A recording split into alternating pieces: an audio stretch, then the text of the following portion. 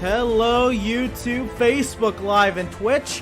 Welcome to the live coverage of the Outlaws Sim Series Race number 9 of 36. I am Emerson Arden, and we join you tonight from the virtual Daytona Beach, Florida.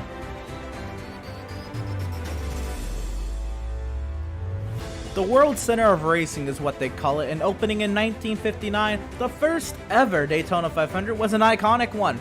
A 3-wide photo finish that needed, well, 3 days to declare an official winner, and it was all downhill from there. The track became the World Center of Racing when it expanded to host a large variety of racing series, including sports cars, rallycross, motocross, and every national NASCAR series. Instead of the 3.57 mile or the 3.61 mile road courses or the 2.95 motorcycle course or the 0.8 or 0.71 mile rallycross courses, tonight we are on the high banks of the 2.5 mile tri-oval with the 650 horsepower beast fitted with restrictor plates. The high speeds, high banks, high intensity brings the threat of the big one, and these drivers are equipped with one fast repair, 120 heart-pounding, high-octane, action-packed racing. It's gonna get a little wild tonight. Let's get down to business. Practice underway, and it's been a busy one. We have a lot of pack practice going on in the practice session. 23 drivers, and you'll notice some names returning back to the series. And it's going to be a fun one tonight. Let's see if we can catch up with some packs out there now and see who we can get going.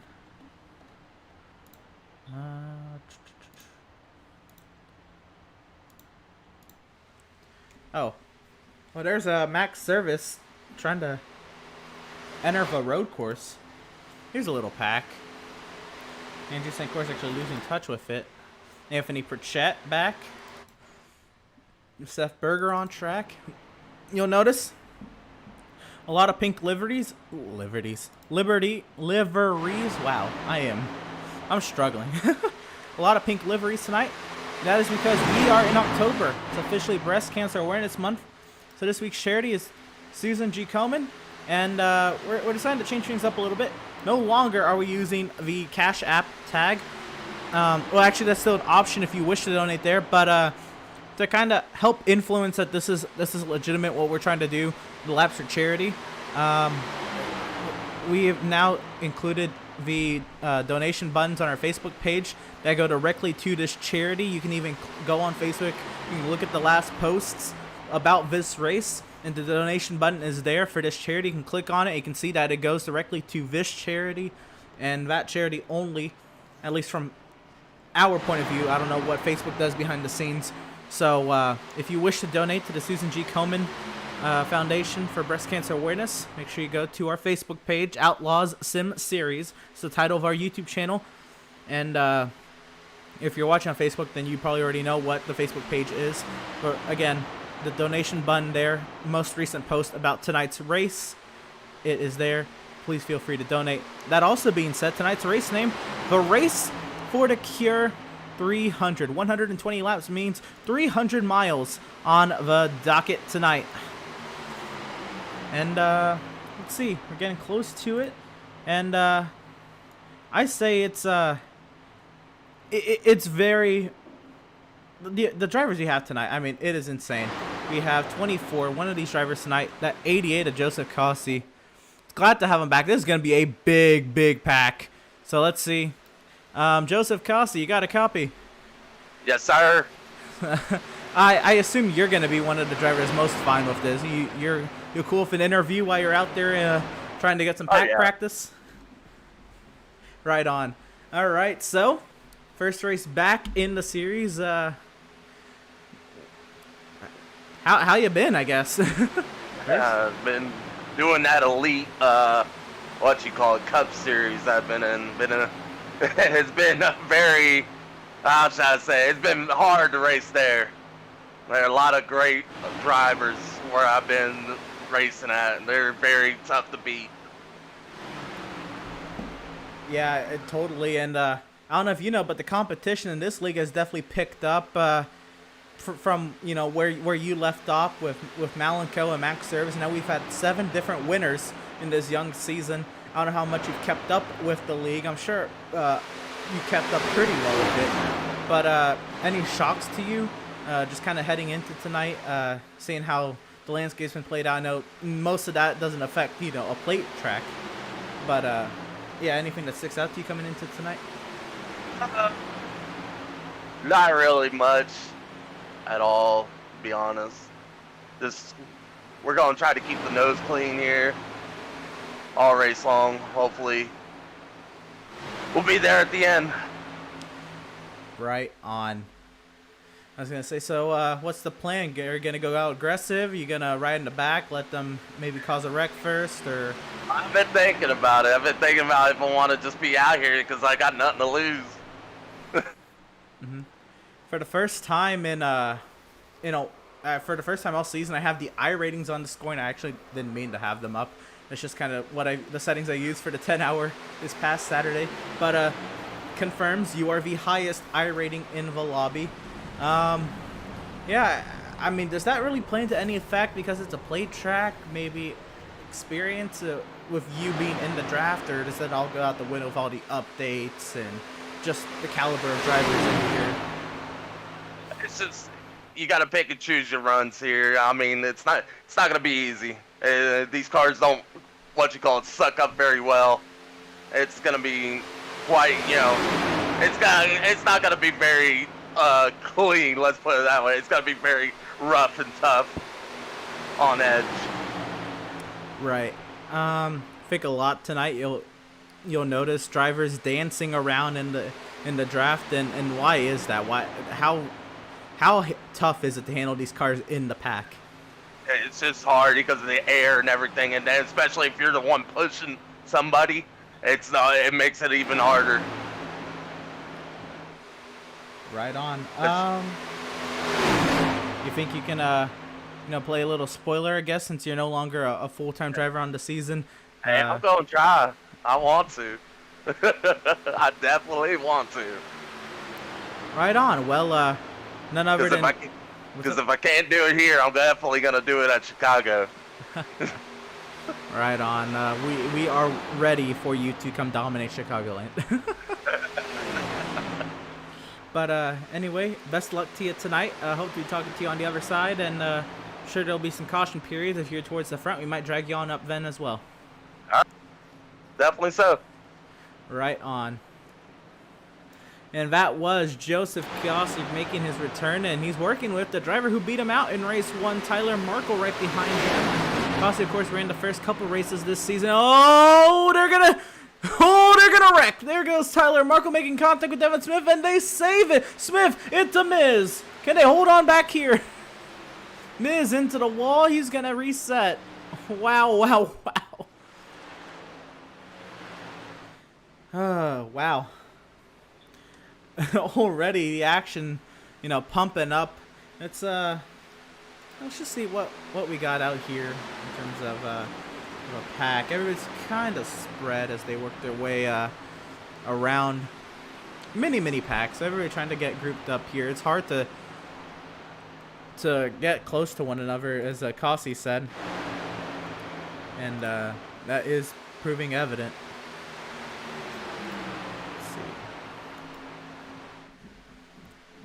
You can see all the manufacturers now. Most, in real NASCAR races, especially the Cup Series, manufacturers play a huge role into how the race outcome is, or how the race is ran in the middle of the pack. That is not going to be as much of an issue. You might see slight manufacturer alliances, but mostly you're just going to be dancing of who you can find in a pack race like this, where it's all about slipstream and draft. Let's see.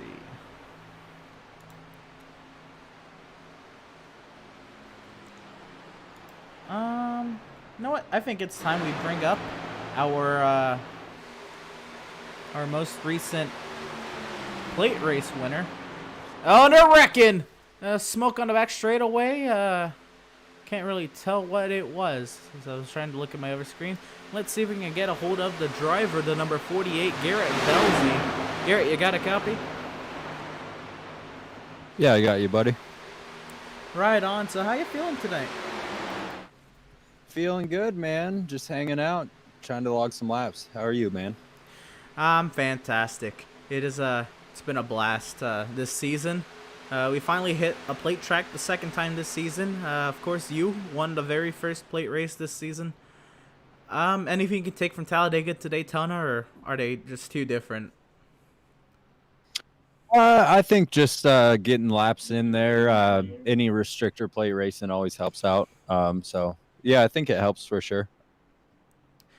Right. What's the game plan today? You're gonna ride in the middle of the pack, get up there, fight for the lead, or are you gonna be riding towards the back, playing it more cautiously? Uh, well, yeah. What's the game plan for this 48 Taco Bell car? My strategy that I kind of had for deck, kind of hang out at the back unless we get to the end of a fuel run. If we have a fuel run, then kind of push it up there, see where we can get. That way we stay up there with the main pack. Other than that, it's just staying out of trouble and having a good night, finding some partners to work with, or a couple or so. Right on. So how would you grade your first 8 races this season?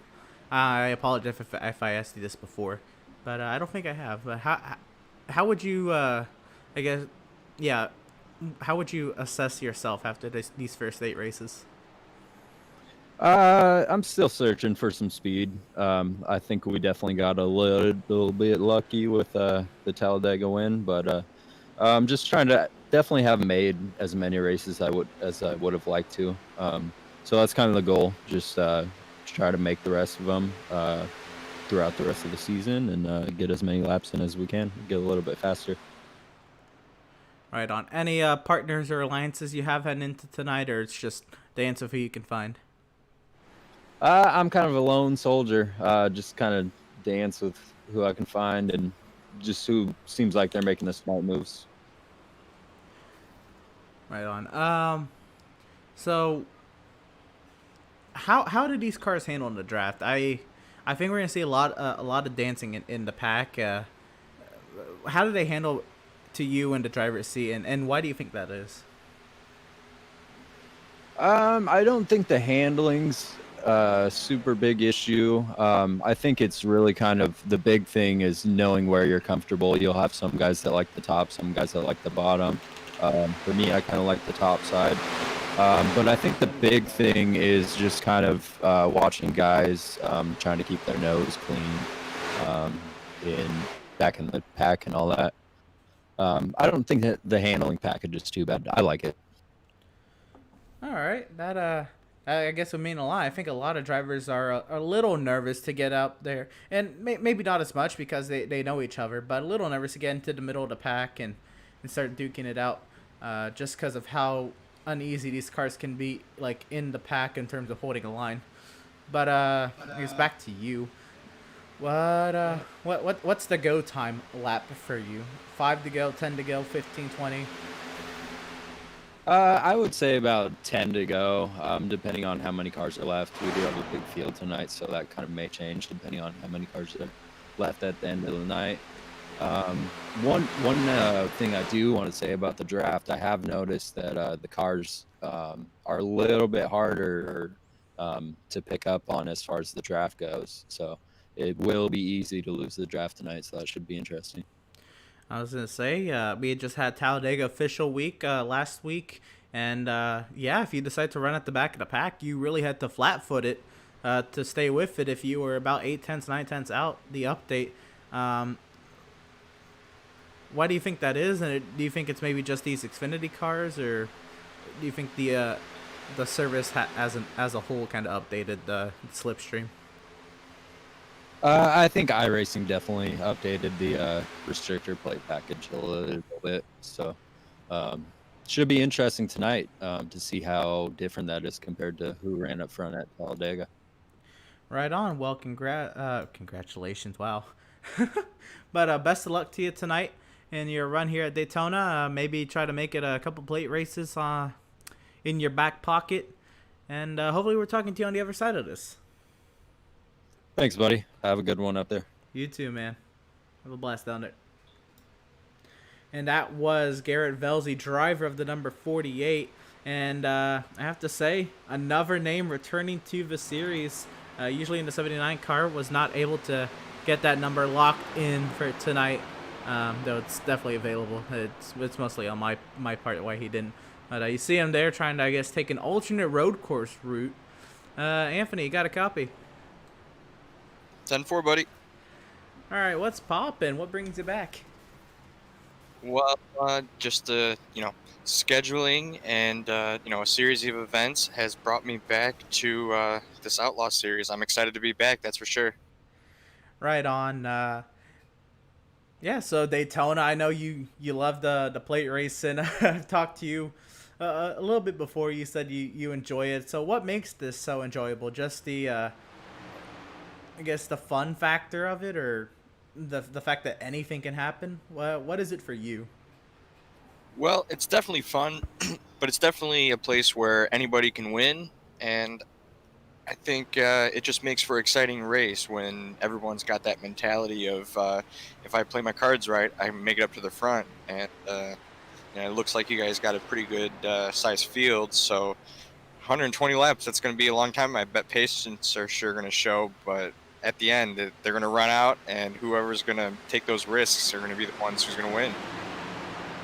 Right on. So I know you don't run these cars as much as other people maybe, because NASCAR's not your primary goal on the service. But I don't know if you've ran them recently in pack racing, but how do you feel these cars handle in the draft? I think a lot of people say that these are hard to kind of hold a line in the middle of a pack just because of all the air. But what do you feel, and why do you think it handles one way or another? Yeah, it's definitely a beast, especially the farther back in the pack you are. It's been a while for me. I just ran a few laps now in practice, and it's definitely more squirrely the farther you get back. You get a good run on the guys, but you can't run anybody over in these. You can bump a little bit, but not too much. And someone will definitely tell you if it's too much. So it's going to be challenging, that's for sure. Patience, patience. How aggressive are you going to be? As you're just talking about patience, are you going to be in the pack battling it out for the lead? Are you going to ride towards the back of the pack, or are some factors going to have to play into a way you attack this race? Well, we'll see how qualifying goes. I think that kind of is up to, whoever can just put down a smooth lap. And we'll see, if I'm in the middle to the back, I've got to, be patient like you're saying. But if you're up at the front, it's kind of hard to be patient because you don't want to get ran over by anybody. And so, yeah, we got to see what qualifying looks like. Right on. Yeah. What is what's a good goal tonight? Is it just come here and win just because anything can happen, or a top 10 would be satisfactory for you? What's a goal for you? 0x. No, but kind of kidding aside, I'm kind of serious about just be clean and survive. If I can survive, I think that's gonna result in a good race. Whether I'm running at the front or the back during the middle of the race or whatever, if I can just stay clean, which it's Daytona though, that'll be hard to do. Right on. And then a 25 car pack at a plate track. What's going through your mind? Don't be the one to cause the big one. Yeah, that will be a lot of mad, angry faces in the Facebook chat. Yeah, I don't need any veteran outlaws getting mad at me. All right on. So best luck to you tonight. Let's see how it plays out, and yeah, hopefully we're talking to you on the other side of this. It should be good. All right, man. Thank you. Yes, sir. That was Anthony Pritchett, driver of the number 21 tonight. Normally he's driver of the number 79. Another driver, let's see if we can get a hold of him. Driver of the number 13, Doug Solms. How are you? I'm not too bad. Yourself, thank you. I'm all right, living the dream. I'm here. I'm ready to broadcast a plate race, man. What is it about these plate tracks and iRacing? They're a lot of fun. Unpredictable. Yeah. You never know what's going to happen. I think a little birdie told me that, you just won a plate track league race this past weekend. So how much more confidence does that give you heading into tonight at Daytona, or does it really, because it's two different games? Well, two different tracks, yeah, but it gives you a lot of confidence coming off of a win. I feel good about it, and hopefully I can do the same thing here. Right on. So what's your plan? Are you going to be riding towards the back of the pack up there, mixing it up, getting aggressive, or a little mix of both, or are some factors going to come in and force that? I think I'll start out in the back, see what happens. But after my win there, I rode up with the pack quite a bit. I think I can do it again. Right on. What did you learn a few weeks ago when we did Talladega, and what do you think you can apply here at Daytona, especially with what we're looking at, 26 cars in the pack tonight? Hold my line the best I can, and just try not to get caught up in the big one. Right on. So the handling of these cars in the pack is going to be a big thing. I think some people think these cars dance around a lot. What do you think? And if they do, why do you think that is? Oh, I agree. They do dance because the air's all over the place. It's coming off of every which way, and you get loose, you get tight, you get loose, and there you go. Yeah, I agree. I think iRacing made an overhaul to the draft this last update, where I think it's a little harder to really get the draft off of somebody. So if you're towards the back of the pack, it's a little tougher to draft back up and stay in that draft. That being said, you did you run any Talladega official races last week? I did, yes. I did not fare very well. Oh no. Well, Yeah, you're sitting 10th on the chart. I'm assuming that was in a draft. How was the draft practice? It felt really good, but there was only 6 of us there running together, so it'll be interesting to see. There's a big field here tonight, so it'll be interesting to see. I foresee a lot of 3 wide coming up here tonight. Oh man, this track is narrow. All right, one last question. What's your goal for tonight? You know, a top 10, a win, get out of here without wrecking the car. What's the goal? My goal is a top 10, but a win would definitely be the cherry on the cake there, and I'd really like to keep my car clean. Right on. Well, best of luck to you tonight. Looking pretty good just in practice. See if you can get up there and mix it up during the race, and hopefully we're talking to you on the other side of this. All right, well, thank you very much. Right on. And that was driver the number 13, Doug Solms. And oh wow, I have not pulled up the chat tonight. So apologies there. Let me see if I can get that going. Actually, I'll get that going in a little break. Before that, once again, make sure tonight our Lapture charity. Our charity this week is the Susan G. Komen Charity for Breast Cancer Research, and we're doing this a little differently because the Cash App tag maybe isn't as professional and legitimate to some people, and that's okay. So what we're doing this week, from now on, is we're gonna have the donate button on our Facebook page on the most recent posts about the race this week. And that donate button will go directly to that charity. You can go on the post, you can click on it, you can see it goes straight to that charity, and only that charity. In terms on our end, at least, we have no idea what Facebook would do behind the scenes, but to kind of help out and hopefully encourage people to donate to them more. Obviously, now that being said, we can't advertise what dollar amount was donated to it necessarily, unless I think Facebook actually has a metric for that. But anyway. It's October, Breast Cancer Awareness Month. It would be amazing if you are able to financially and physically donate to the Susan G. Komen Research for Breast Cancer Awareness Charity. That would be a wonderful thing. I'm sure many patients dealing with breast cancer awareness would benefit greatly from it.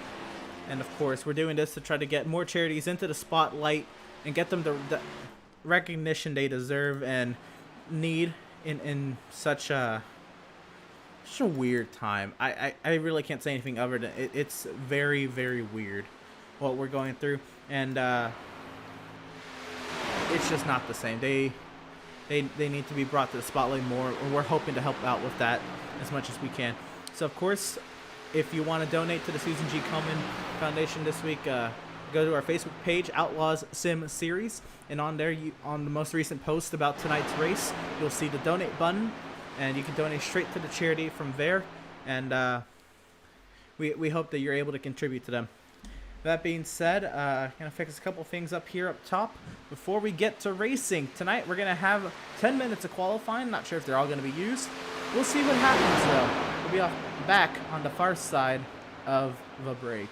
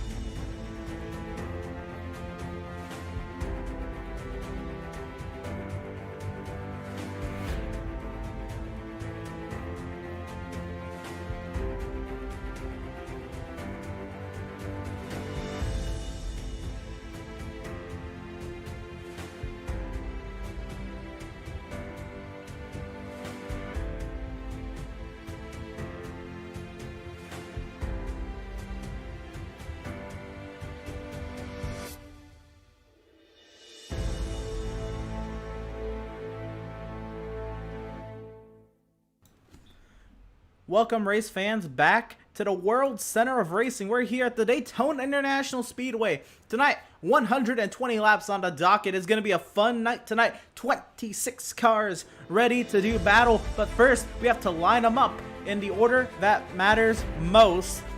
Qualifying underway on the banks of this 2.5 mile facility. Trioval Racing platform racing stage for the world. Let's get to it. Drivers on the track. Not many drivers are going to qualify tonight, and here's why. So, for Daytona, you either qualify because you want to be up front, you want to get up there, you want to get to racing right off the bat, right off the rip, or you wait it out, you don't qualify, you try to start at the back of the pack, try to see where you end up, and from there, do you go forward? Do you stay at the back? What is the plan? Many drivers have different agendas tonight as we work race 9 of 36, the 1/4 mark of the season. 1/4, 25% of the season ends tonight. We got 2 plate tracks under our belts after we finish tonight's race. And, yeah, I mean, what better way than to go here to the World Center of Racing at the Daytona International Speedway. Let's get to it. We catch up with Malenko in that 7 car on the banking now. Driver setting times. Anthony Pritchett goes top of the chart. Joseph Cossi second. Max Service third. And we'll get timing and scoring up on your screen now. There it is. And, yep, Malenko actually goes 4th quickest on his first lap. Again, these drivers, they get 2 laps for qualifying. So we'll see what happens here. But, 7 minutes remaining in qualifying. Then we get to racing. That's when the fun starts in about 10 minutes time. So how about Malenko working down? We'll catch up with Adrian Schumacher now. He's won one race on the season. They're back at week 4 in Road America. So he can get himself another win here at Daytona. The oval, not the road course. See how the manufacturer's on your left-hand side there. Where does Adrian Schumacher end up? Malenko also coming to the line behind him. Gilliard goes 5th.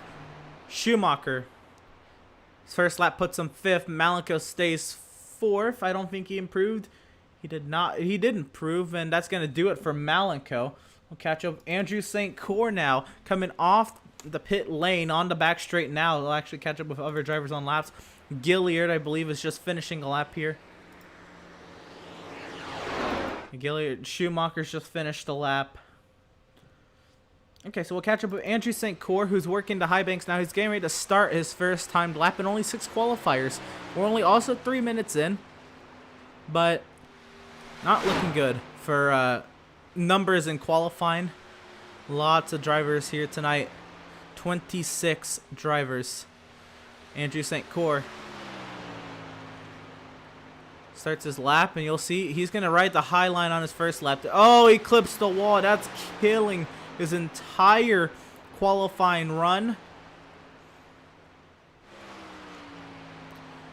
So Andrew St. Cyr, he'll try to gain all that speed back down to the turns 3 and 4 end of the speedway. And so he's going to ride this high lane in 3 and 4 to carry as much speed as he can and head down to the start-finish line. And then he'll really bang out a fast lap. He'll ride that double yellow line next time around, trying to maximize what he can do. Right now, only 6 qualifiers, so, and four more on track that have not set a time. So I guarantee at least 10th once all this is said and done. Unless more qualifiers decide to end up on the racetrack. Jason Miz now enters his car. He's going to start rolling Tyler Markle as well. So drivers also possibly waiting, but lap 2 for Andrew St. Cyr. Where is he going to end up? Also, let's catch up with Jacob Zala in that beautiful number 4 Busch Ford Mustang. Zala led some laps at Talladega before getting wrecked on lap 25. Back at race number 3 on the season. So Jacob Zala has a little bit to prove.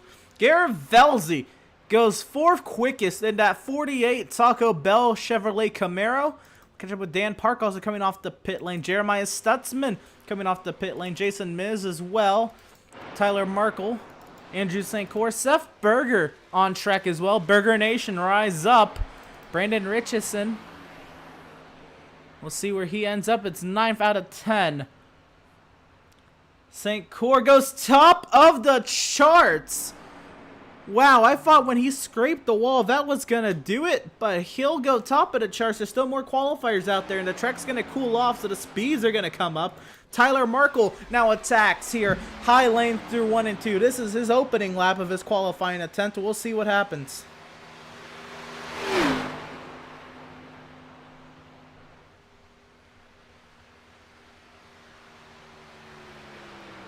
Tyler Markle down the back straightaway. He's coming around, and he'll start his second lap, and that's what's really going to matter. Stutzman as well, getting some speed up. Jason Miz, see, he's working towards the middle of the track. Seth Berger, Burger Nation, rise up. We'll catch up with some chat messages.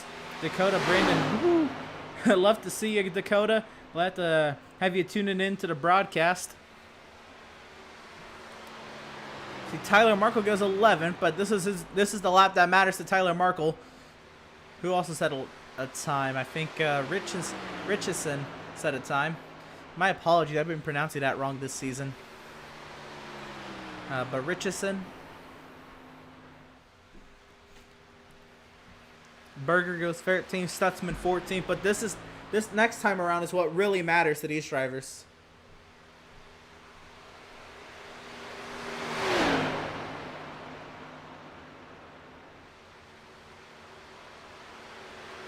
Coming through turns 3 and 4. Where does Tyler Markle end up? Seth Berger, Jeremiah Stutzman, Brandon Richardson.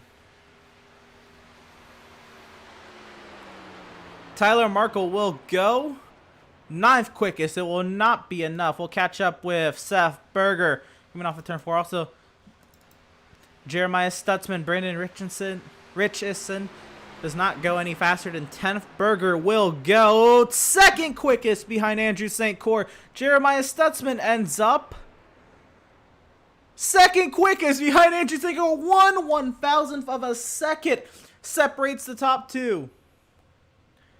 Daniel Park on track now. Where does Daniel Park end up? Right now it's at 13th on the board.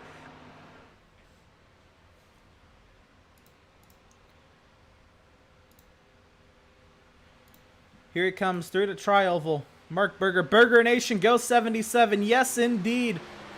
Daniel Park in that Raise Energy number 1. He will go.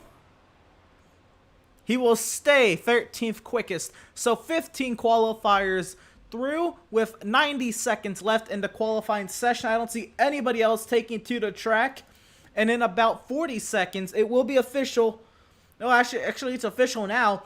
Andrew St. Cyr is the Pratt Tile and Stone Pole Award winner. Pratt Tile and Stone, of course, serving all your tiling needs since 2003. And Andrew St. Cyr winning that pole award. He will start this race from pole position, spot number 1 on the starting grid.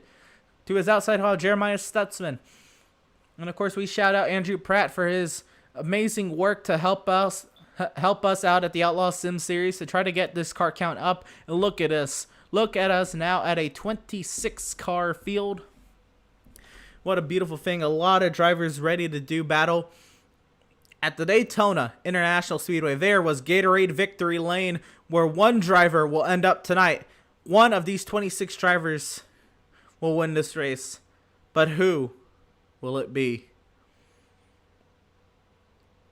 We'll be right back with one short break, and we'll get through our starting lineup and ready to race here in just a moment. Don't go away. This is the Outlaw Sim Series, the Race for the Cure 300 from the Daytona International Speedway.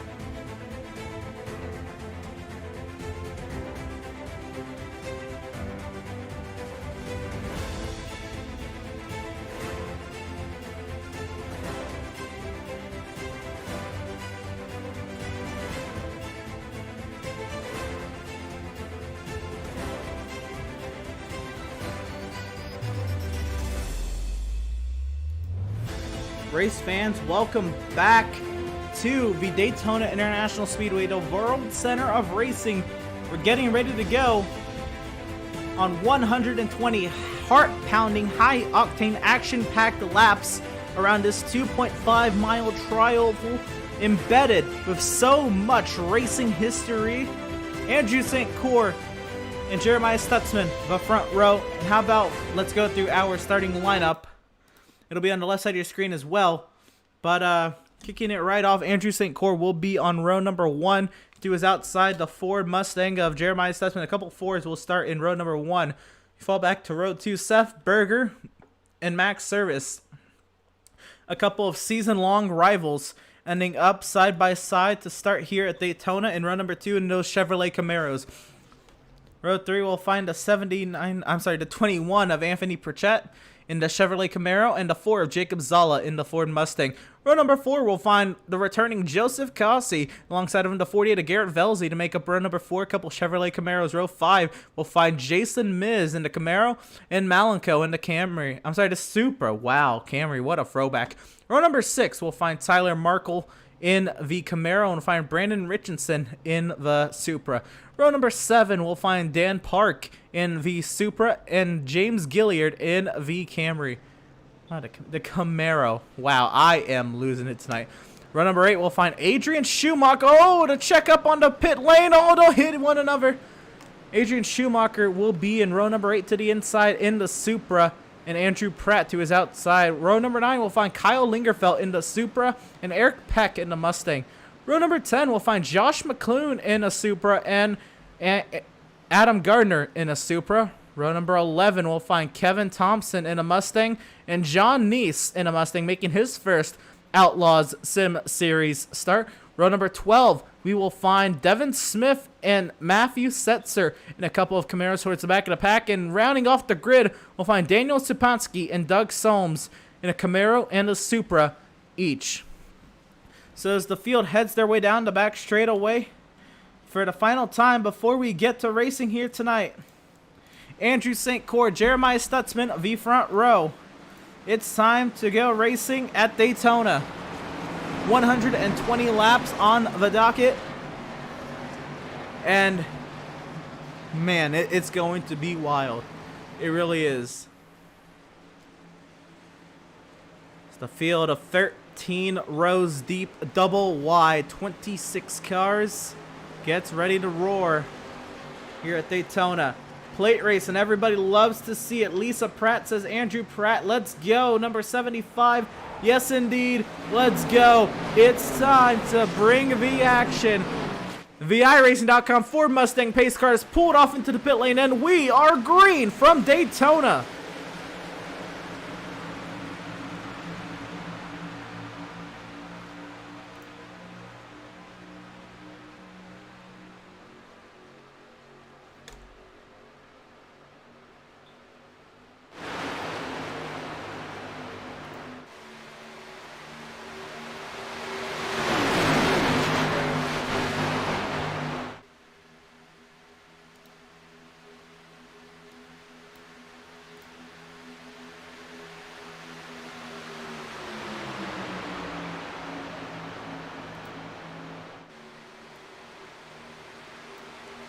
Coming through turns 3 and 4 for the first time tonight under green flag conditions. Andrew St. Cyr to the race lead with a push from Seth Berger up out in front. Double wide behind them, Pritchett and Stutzman make up 3rd and 4th. Double wide, you see the pack spreading out towards the back of the pack. It's 120 laps, 300 miles. Not the time to go aggressively racing as somebody catches the wall. I think that was the 33 of Gilliard. I'm not entirely sure back there. Everybody else, though, wide. Tyler Markle and Malenko, they're going to be working together tonight. They're going to be dropping towards the back of the pack. You see Pritchett and Cossi now make up that inside line behind the 77 of Seth Berger. Up the outside, though, we have Jeremiah Stutzman, Max Service working away on the outside. Who can get around here first? Jacob Zala trying to get in the mix along with Jason Miz as well. They are 7th and 8th.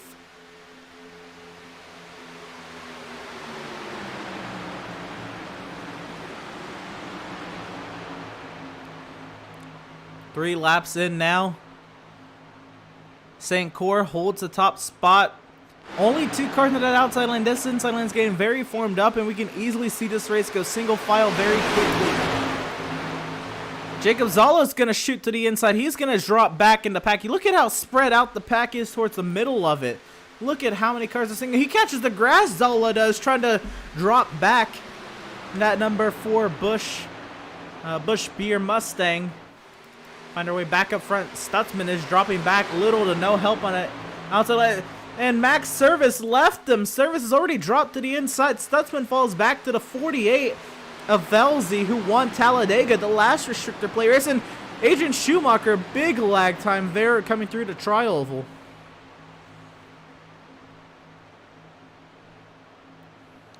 So yeah, lap 4 of 120, we're going to see a lot of drivers take it easy. This is not the time to get riled up, not the time to get into crashing. Number 65, Lingerfeld for the win, baby. Kyle's #1 fan here. Right on. Shoop and I'm not even going to try. But thank you for the support. All right. As you come around, we will complete lap number 4 here at Daytona. That means we've already completed 10 miles of this 300-mile race.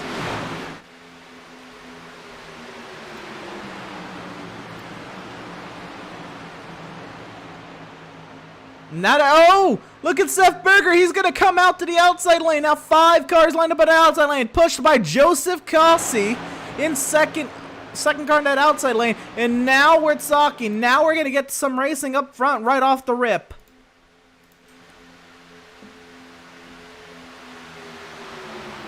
Seth Berger to the lead past the scoring loops on the back straight, but it's not official. Side by side through turns 3 and 4. Andrew St. Cyr, Seth Berger leads the field here at Daytona. Who's going to get to the start-finish line first on lap number 5? It looks like Andrew St. Cyr will be leading yet another lap. Pritchett with a huge push to the 93. But Cossi's not done. Cossi with the highest I rating in the field. Should see him make a lot of calculated moves here at Daytona.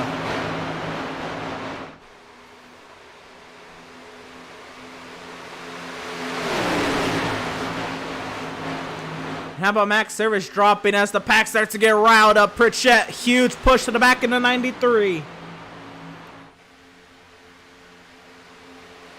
Pritchett wants to stay up front on that inside lane there in 3rd.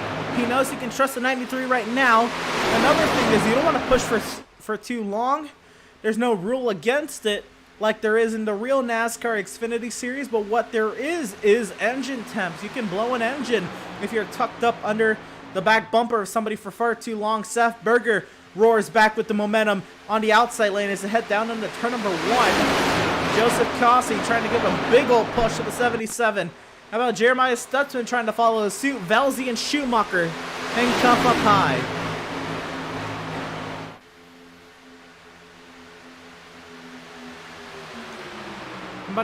How about Braden Richardson in the number 29?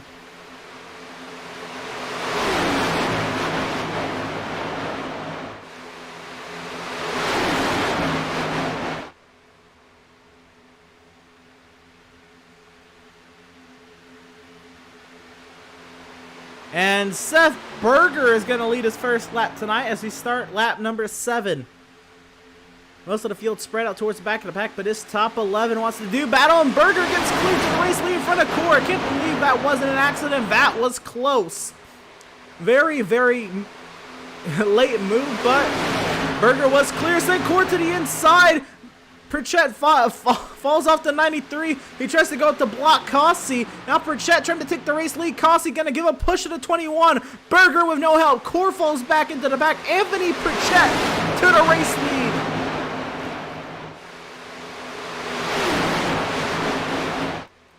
AJ Pritchett now leads at Daytona. In his first laps led in the Outlaws Sim Series, unless Joseph Cossi with the push from Jeremiah Stutzman can get there and disrupt it. No, Pritchett got the lap led, but here comes Cossi now with Stutzman into turn 1. Now Cossi with the big push, and Stutzman's a trustworthy pusher. 2 of the highest I ratings in the field, up on that outside lane. Not the 2 highest, but 2 of the highest. Velzy and Schumacher getting a great kick out of this as they move up the running order. Velzy 6th, Schumacher 8th.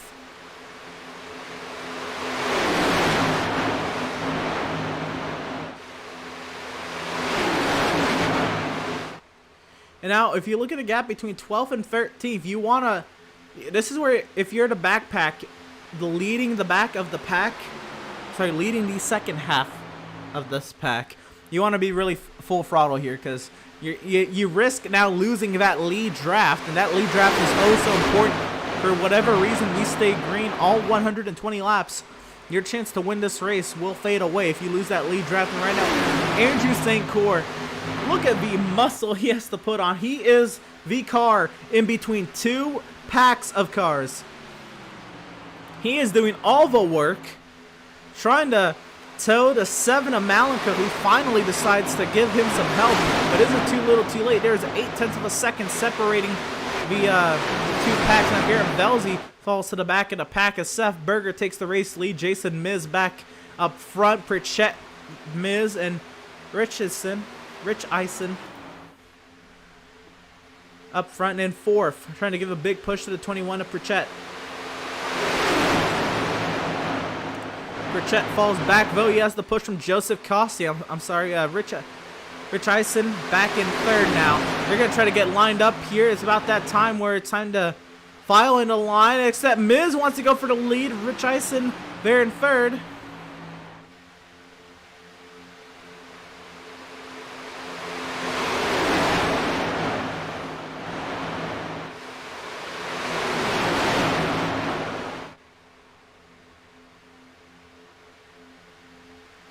This top pack, they're getting single file, which is really going to raise the alarm towards the back of the pack. Andrew St. Cyr, 8/10 of a second. Malenko is on it. He's pushing to 93, and they said they're going to get caught up here. Now this whole pack may go single file. No, they're starting to get riled back up once again. And again, all the pink liveries tonight, all the pink paint schemes tonight, all in spite of Breast Cancer Awareness Month in this October. See Adam Gardner on the outside making a run there in 7th position. Gardner's here to play. He's getting a push from Cossey and pushing Pritchett. And Jason Miz going for the race lead against Seth Berger. Miz has James Gilliard behind him.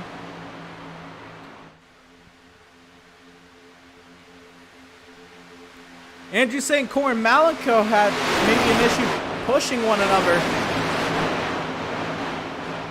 They might lose this pack. They're at 9/10 of a second now. Malenko overheating. He's got to get around St. Cyr now before they lose this draft. Sound the alarm back here. What is going on back here? It's now 8/10 of a second between Velzy and Malenko, and now they're getting caught up here. As they get feisty up front, I think Zala fell back to maybe help these guys out as Jason Miz now holds the race lead over James Gilliard. Gilliard to the outside now, a push from Pritchett and Gardner.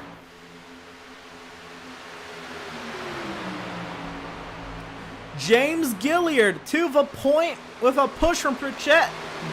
Miz fights back up the inside, a big push from Seth Berger.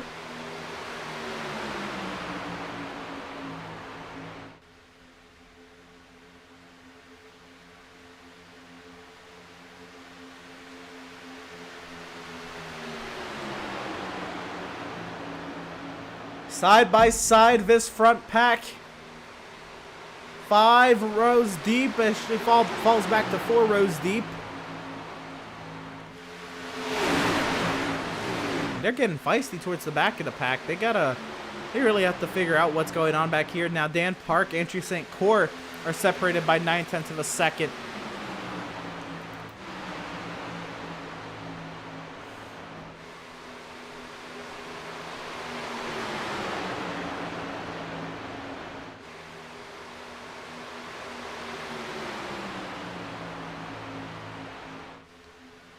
This is where you sound the alarm, because I think they're now 1.1 seconds behind.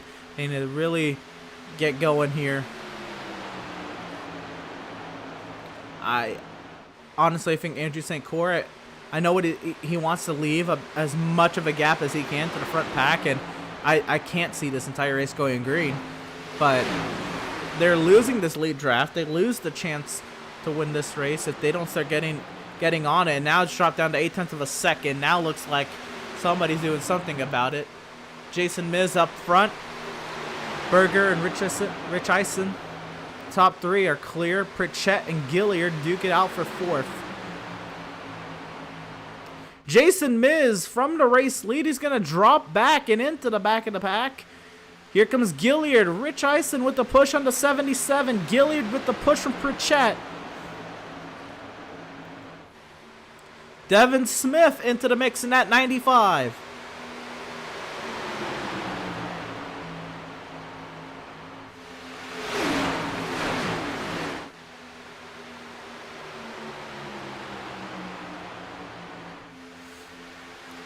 Gilliard leads that lap. Big push from Pritchett.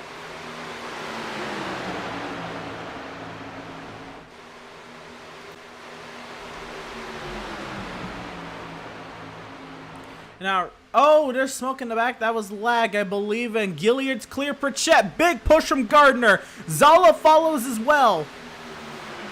That outside lane is still formed up. That inside lane, the shortest way around.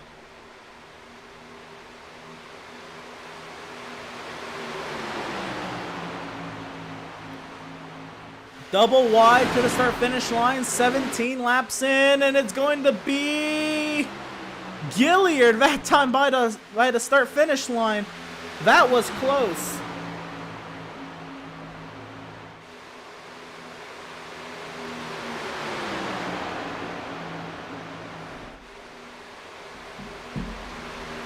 As Gilliard now clears the pack, Berger as well. Rich Eisen there in third. St. Cyr drops back, and now they get feisty up front. Zala, oh, a big push. Gardner to Pritchett. What a save from Pritchett.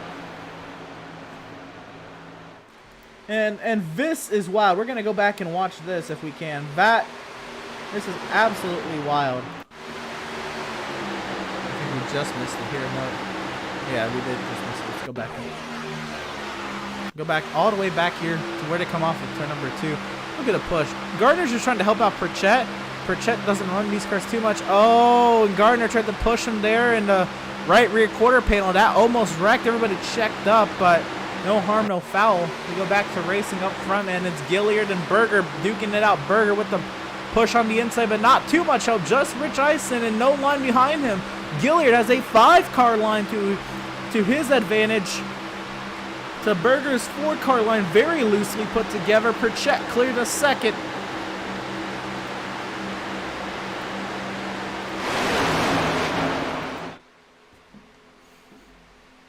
And look at how strung out this pack is. Everybody now single file, save for 3 cars on that outside lane.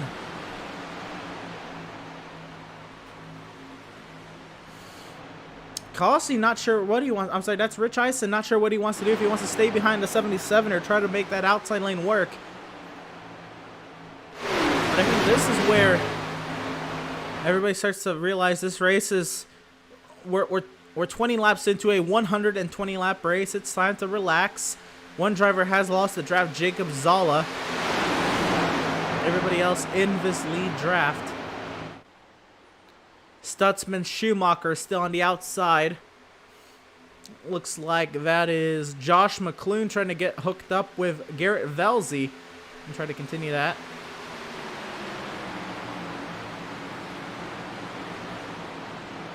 And now Pritchett, with no help, is trying to get around Gilliard. He's going to get help from Stutzman. Stutzman, what is he going to do? Pritchett with the block.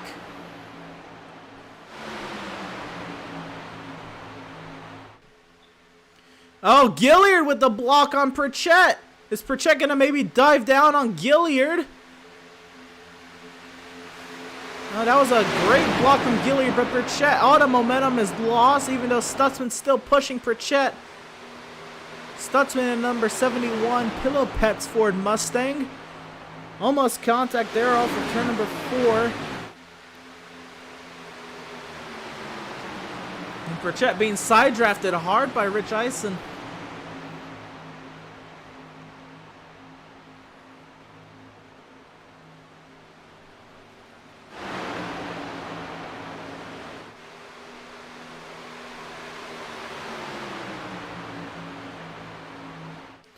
Adam Gardner looks like he's dropping back at least behind Devin Smith. We'll see how much further back he goes.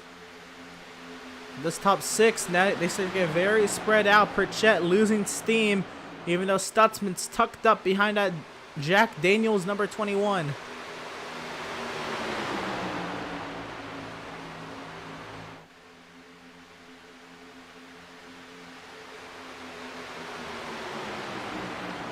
How about Pritchett trying to side draft? Gilliard with the block. Pritchett goes higher. And Gilliard into the sucker hole. Wow. Gilliard lost the lead and now leaves Seth Berger and Anthony Pritchett to duke it out. Pritchett has 3 cars to Berger's 2. Everybody else single filed throughout the entire pack.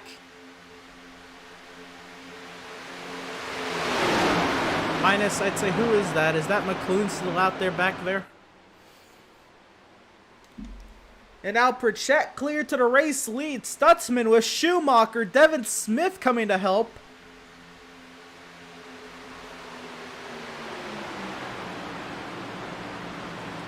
Pritchett leads. Schumacher pushing Stutzman on the outside.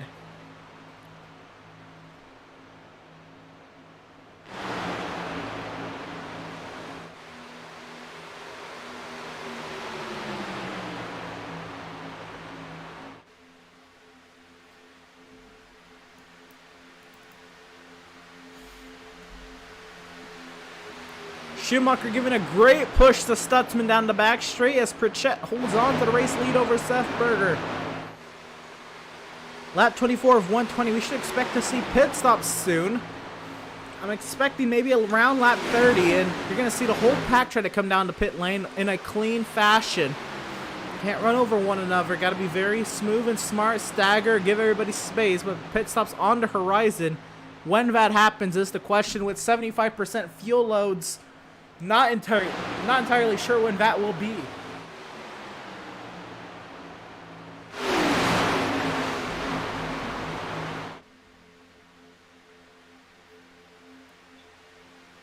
Everybody single file now down that back straight. Stutzman and Schumacher still fight hard on the outside. And not really anybody else. You see Gardner and Velzy and McClune, maybe they're working something out back there, but Anthony Pritchett continues to log laps in the top spot here at Daytona. After not running almost all season, actually, I don't think he ran at all this season. He just ran preseason races. Anthony Pritchett comes here, race number 9 on the season, and leads big.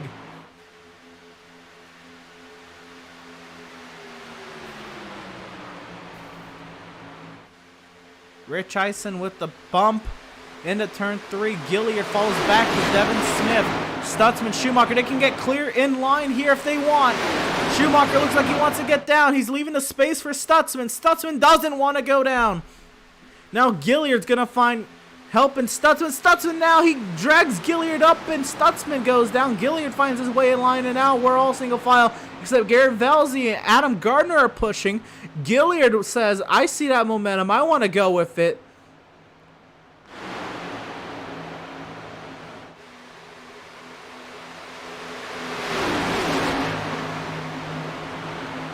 Is that Joseph Cossey trying to drop back, or what's going on here? I think drivers maybe getting a little antsy, maybe working out pitting.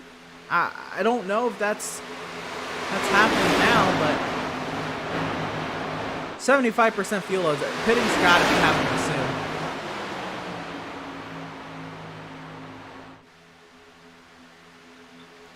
Nobody yet, but I almost assure you the conversations are being had in the Discord and in the chat. To go green right off the rip, and work our way to our first round of green flag pit stop. Says a lot about this brand new league to iRacing, but not brand new league to the league racing scene. Pritchett goes up to block. What a did Gilliard have to run? Because this just gives Berger, and Gilliard does what Pritchett did to Gim. The reverse. Gilliard takes the lead from Pritchett. Now forces Pritchett to push as Berger takes the lead. Rich Eisen having trouble in 3 and 4, slamming the apron. Nobody to pit lane yet, but Pritchett, you know what? Maybe Pritchett had to do this to save fuel. He's led the most laps so far. He's used the most fuel so far. If he's going to pit with this pack, he's got to save a little bit.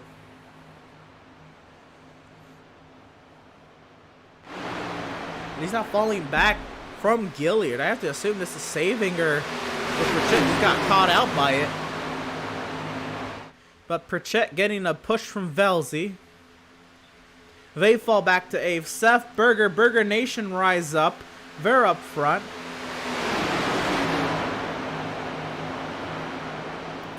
Thank you for the compliment. Shoop. I'll just call you Shoop for short. Gotta love seeing Danny Supansky moving up the field. Looking good today for the PRF boys.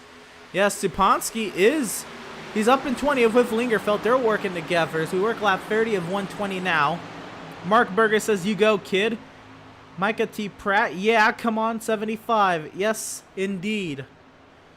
This is the first round of pit stops approach. Not entirely sure when, but I have to assume any time now to the next 5 laps. Pit stop should be happening. Rich Eisen peaks. Everybody single file next to Pritchett. Look at Pritchett all alone on that outside lane. Rich Eisen peaks. Is pitting happening now? Is that what happened? And Pritchett is the odd man out. What's happening here? Here comes Gardner. Oh, no. Gardner's pitting by himself. You don't want to do that at Daytona. Oh, no. That is a race killer if he doesn't get a yellow before he gets lapped. And if he does... Oh, and he's missed his pit stall. Oh, he's missed it big time. Oh, no. Big moment for Adam Gardner. And now look what's happening. Solms, big gap between Solms and the rest of the pack now. 0.8 of a second, but I assume pit stops occurring here. Zola did just come by the start-finish line. And here we see more stops. Here comes Berger, Stutzman. Oh, sliding, locking up. Don't run everybody over. Take it easy, take it easy. Solms is sliding. Can they avoid him? Solms gets to keep it straight. Can he stay with the pack? He's got to get back going. Everybody here on pit road, don't run each other over. Make sure you get into the pit stalls nice and clean. Very chaotic. And Gilliard missed his box by a couple stalls. Schumacher's missed his a little bit. We shoot back up front. Devin Smith leads all by himself, but Service, Markle, Park still got a little pack up here. They have to be coming in this time. And Seth Berger leads the pit exit. How good does this group get lined up, and where does Gardner come out in relation to all this? But here comes the other pack of cars. Oh, almost contact. Don't speed, don't speed, don't speed. Man, that was close, and everybody makes it. Look at this. Props to these guys for making it the pit road. Oh, Devin Smith. I think Smith missed his pit box. A lot of missed pit boxes.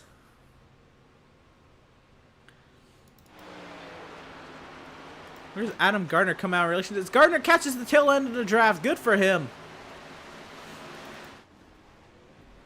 And now we're going to be watching how this pack merges on pit exit.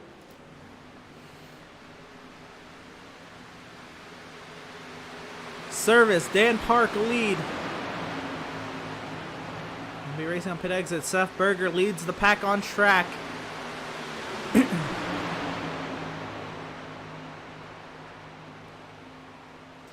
We'll see how the merges. Service comes off the pit lane now. And currently holds the lead, but they're not up to speed.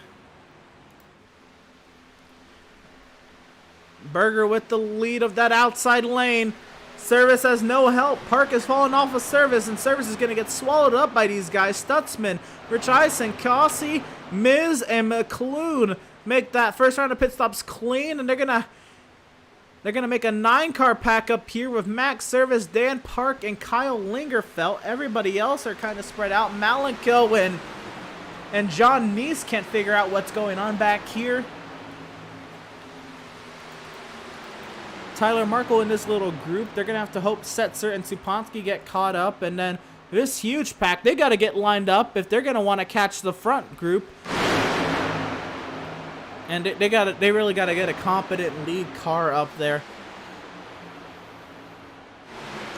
Nothing against Andrew St. Clair. I just don't know how good of a lead car he is, especially from what I've seen in the pack. Now, I don't know, now that they've lost the lead draft and knows that it's hammer time to get down on it. We'll see how aggressive they will be. But it looks like Malenko's group with Neese, Markle, Setzer, and Supansky will get to this lead draft. They're going to make it about a 14-car lead draft. Everybody's going to be single file. We'll see, when does everybody start to get riled up?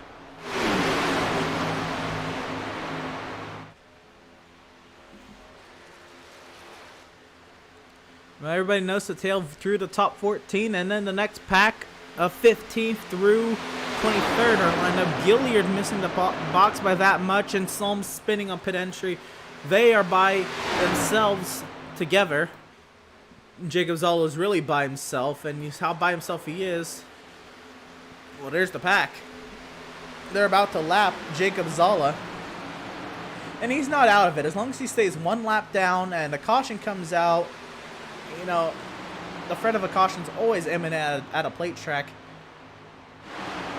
So if he stays in the race, especially if he's only one lap down, he still has a big chance to come back and even win this race. He's going to stay on the apron. I say he just goes up high if he can hold it up high, but he's going to stay down low. He's going to lose a lot of time with that. Watch Zolla. He tries to merge. Oh, no, that was bad. He should have just went up high. He's going to break up this pack maybe. Looks like they will get through it together.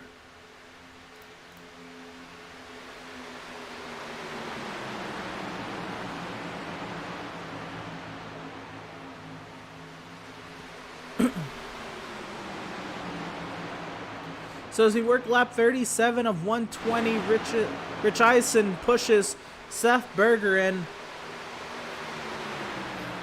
It's really calm up here.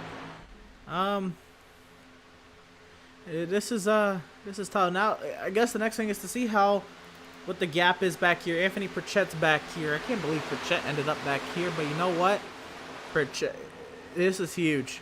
You think of Anthony Pritchett leading this race, and then a questionable block. He goes up and blocks James Gilliard.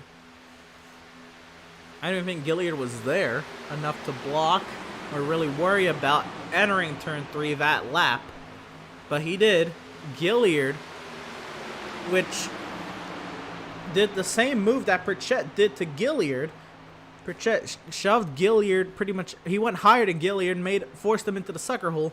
What Gilliard did was pretty much the opposite of that. He went to the inside of Pritchett and forced Pritchett with no draft help. Everybody got single file, getting ready to pit. And now, Anthony Pritchett is in this pack of cars that I can't really tell if they're gaining on the pack ahead of him.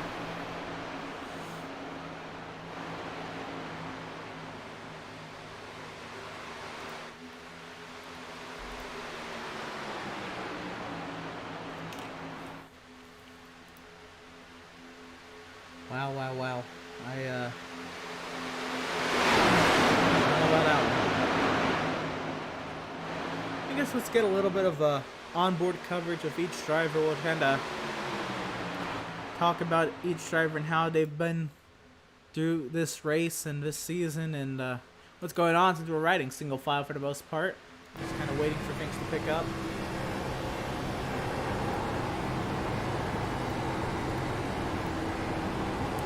And of course, when you think of the Outlaws Sim Series, can't do it without thinking of Seth Berger. Driver number 77 has been amazing this season, and is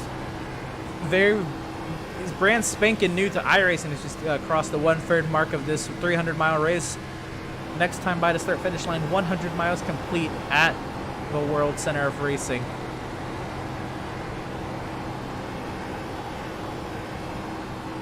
But Seth Berger, he's been a huge, he's been fun to watch. He's brought huge influx of viewership to the series, and he's just a great guy, nice guy.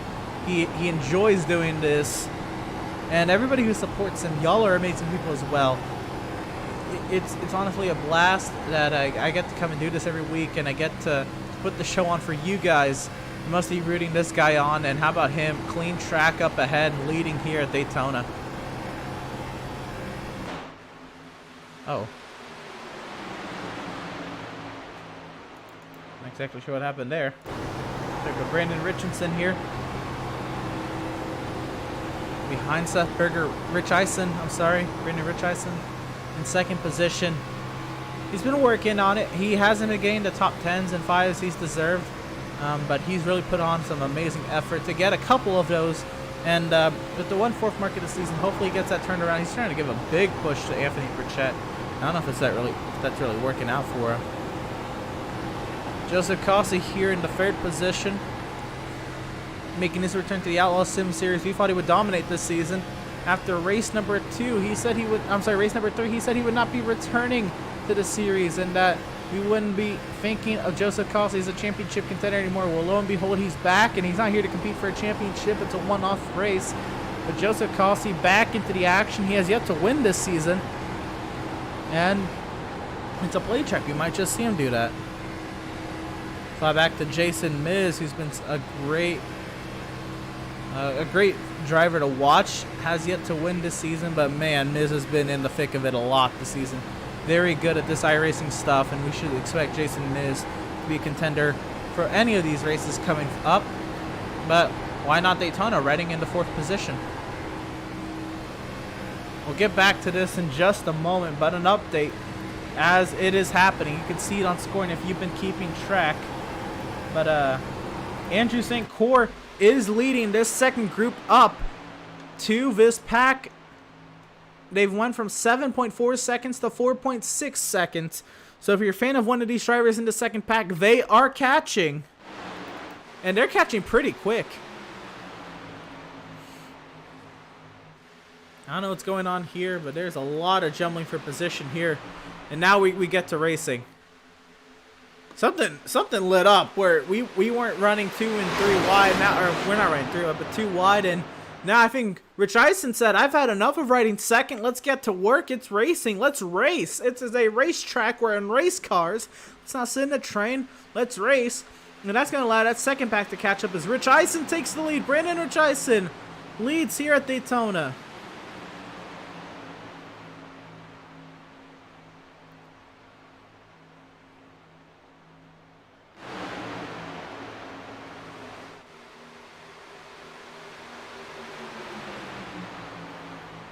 Jeremiah Stutzman up high. A push from John Neese in his first Outlaws Sim Series start. And Neese, a blink. Can he stay in the session? Matthew Setzer is well up here. Daniel Supansky into the mix.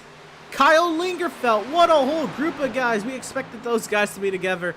Look at him pushing Jeremiah Stutzman to the race lead. That second group of cars, they are coming.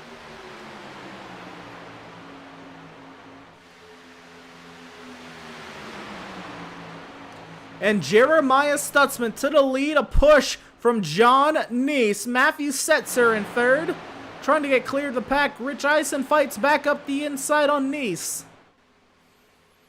Stutzman clears, and John Neese trying to lead his first laps here in the Outlaws Sim Series. Can he hold on to the pushes?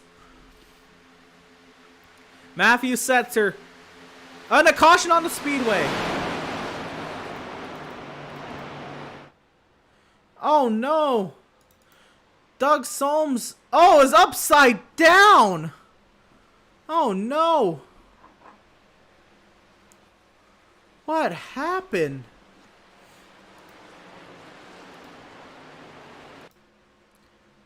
Oh, we caught it a little. What in the world happened? Oh my goodness. This is a long wreck. You go into turn 3. Solms hits the apron. And Gilliard. Oh no. Oh my goodness. Oh. Oh my goodness. Huge accident in turn 4. Only 2 cars, but big accident. Those are. Wow. I haven't seen physics like that in so long. Oh my goodness.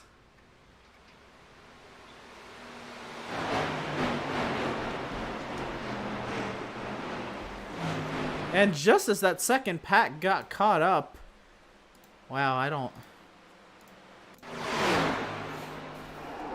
even know what to say. Oh my goodness. Wow. Wicked rides. We're gonna ride on board with both of these guys after a couple more TV shots of this. They're just running down the back straight away, pushing one another. I think slipstreaming off one another. Gilliard, no intent by this at all. Gilliard just. Wow.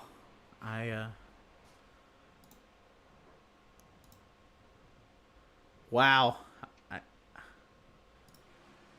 I don't know what to say. The drivers hit the pit lane. Oh,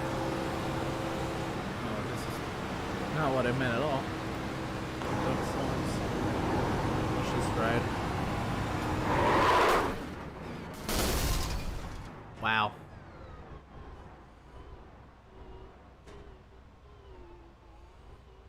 So they're going to use a fast repair after they get towed back to the pit lane. They're going to get back into this race. Wow. I just baffled with these crash physics. That is not who I said at all. Wow. I don't know why he keeps going to damn parkway. See, Gilliard just thought he was clear and... Oh my goodness. Oh my goodness. Wow, if you're motion sick, you should turn away right now. Wow. Big incident. And underneath the track in this camera view. Wow.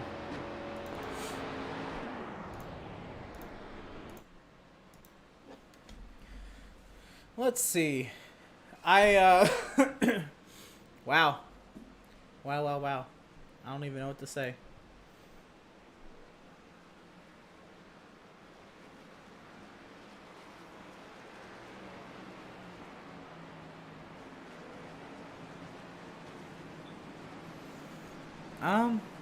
Let's see who we can talk to. We're on to one to go, so we'll only get a couple questions in with him, but let's see. Wow, this is a long crawl. Let's see if we can get a word with our race leader right now to 24, Jason Miz. Jason, you got a copy? Yes, sir, I do. Right on. So leading this thing, I know you didn't see what happened with that wreck, and you're gonna probably have to watch this race back or watch the replay yourself. It was a wicked one, even if it was just 2 cars. But what have you been seeing up there in that pack? Surprisingly, patience hasn't been too bad. I mean, got a couple aggressive drivers as normal, but I went early just trying to get the bonus point for leading a lap, and I figured more people would just take gas here, but I guess they want them freshies. Yeah. So what's the game plan for this restart? You're seeing as the field's kind of jumbled up here, up front. You have Melanco to your outside, Rich Eisen behind you.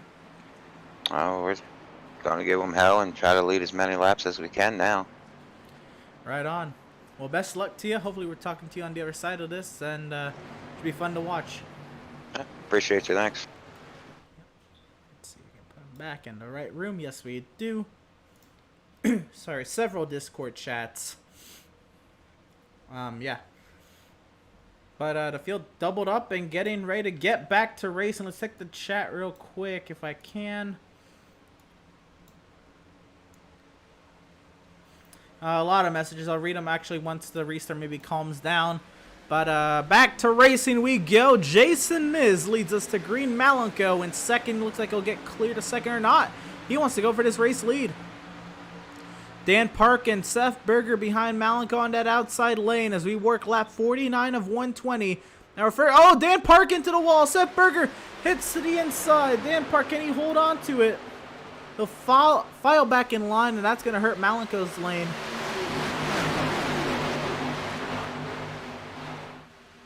Oh, I am so sorry about that.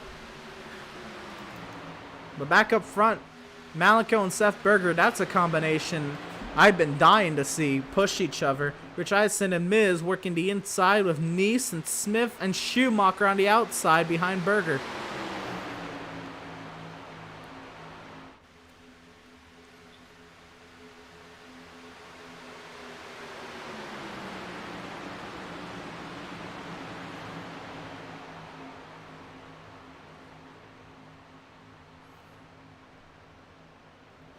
Double wide into turn one. Malenko now has the car count in his lane. The 29 staying loyal to Miz. Looks like Tyler Markle's going to drop back in the pack.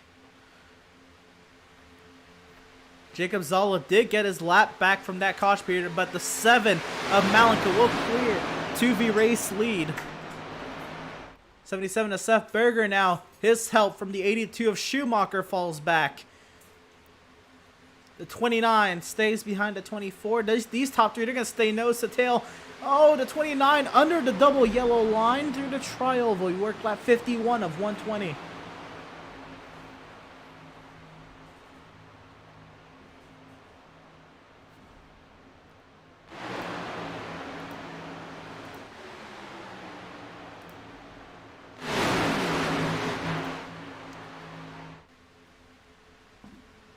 Seth Berger with the outside push. He's got Adrian Schumacher, Joseph Kelsey behind him.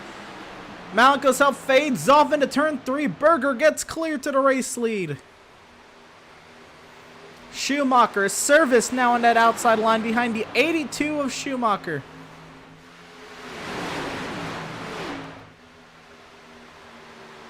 Pritchett up there as well. Pritchett back into the mix. A lot of aggressive drivers up here. It's going to be a fun sight as we approach the halfway mark in about 8 laps. We'll reach the halfway mark. Look at the chat real quick. You go, kid. Number 77. Clean Air is the best. Oh, a lot of drivers dropping back. Malenko, Miz. I believe that's the one. A Park dropping back as well as the 82 of Adrian Schumacher gets to the race lead. A big push from Joseph Kelsey comes down, blocks right in front of Max Service. Wow, what a block.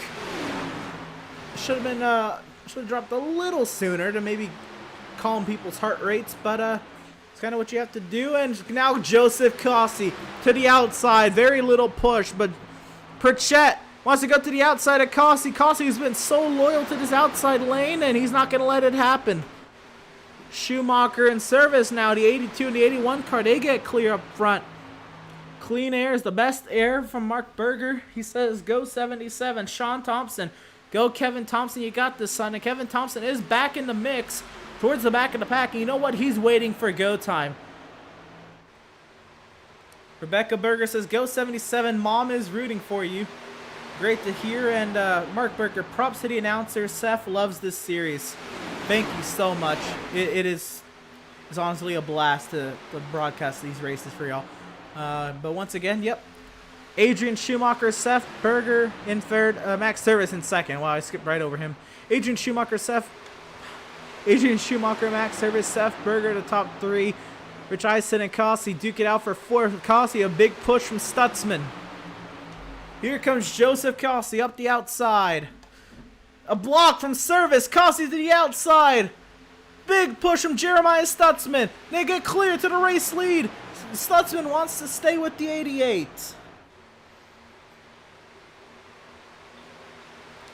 Anthony Pritchett falls back.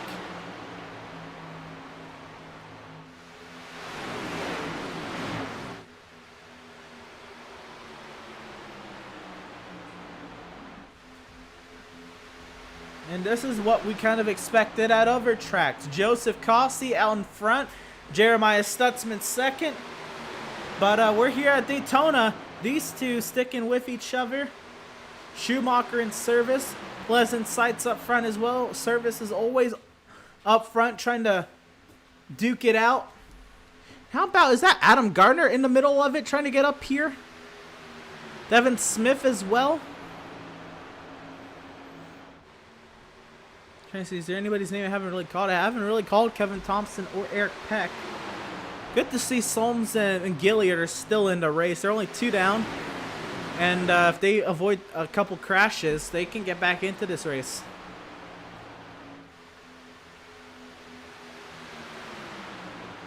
But wow, a lot of patience from this Outlaws Sim Series field. I expected some. But I didn't expect the entire field to go single file this much.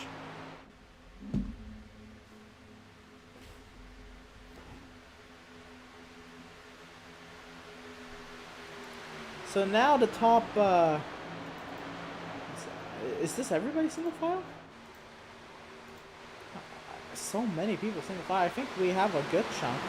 We got some double wide back here as Dan Park and Gilly are trying to work their way in line. But most of this pack is single file once again. St. Croix back there, and I think Setzer was stuck on the outside. Or Supansky, one of them. And Supansky stuck on the outside back there. So we're trying to get single file once again. Gotta bide our time, wait for the next pit cycle. So pit stops. This gets interesting.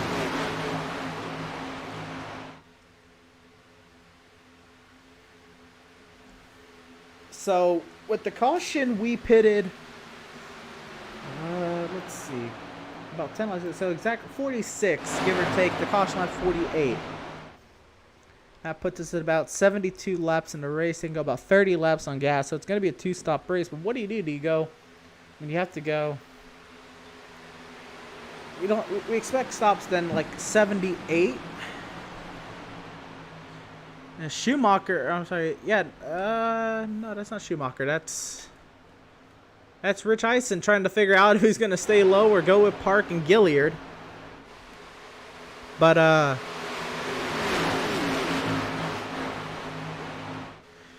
yeah, we see on the outside, those two nose to tail. We should expect pit stops in about 20 laps now. And from then on, what do? You have to maybe split the race in half from then. And then maybe not take tires on that second stop.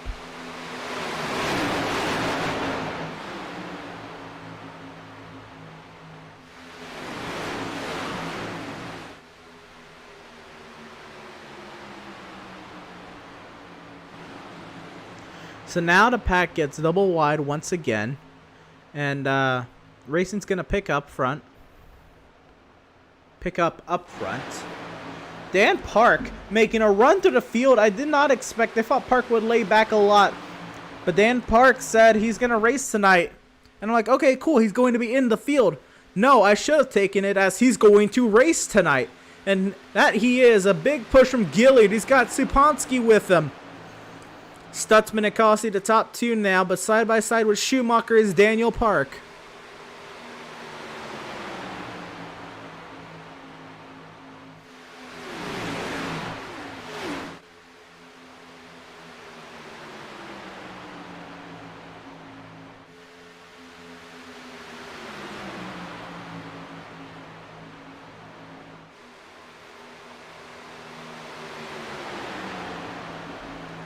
Now the inside lane prevailing, even though there's about 6 cars in that outside lane. They're not linked up as tight as they should. You don't want to be too linked up where you get a wrong push on one another and then you start swerving and accidents could happen. But Dan Park fighting on that outside. Again to the outside of Schumacher. Where does he go from here? Way up high goes Park and Gilliard.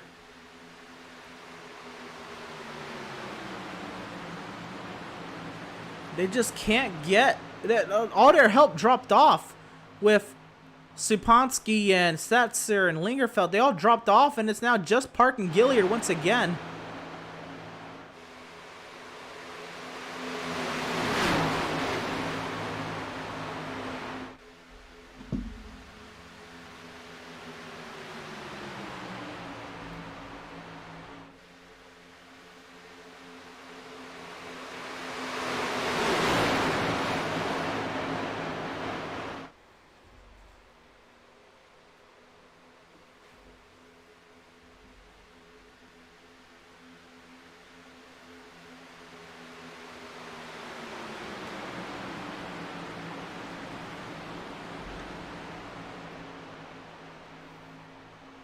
And again, only 2 cars into the outside lane. Now it's Pritchett and Gilliard as Dan Park's on his way in line. Sipansky doesn't want to be behind Park. Sipansky gets out of that situation. And he'll find his way back behind Park. And now I think Nice all over the yellow line back there. Kossi and Stutzman. What a duo up here.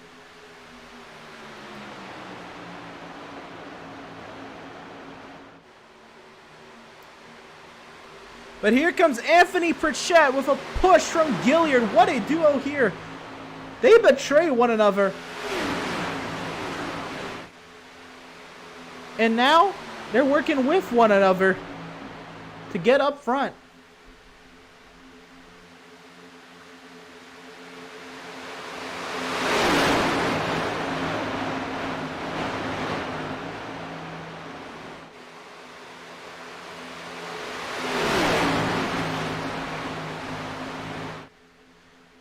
Now Kossi under attack from the outside lane, which has 3 cars. Rich Eisen up there behind Gilliard and Pritchett.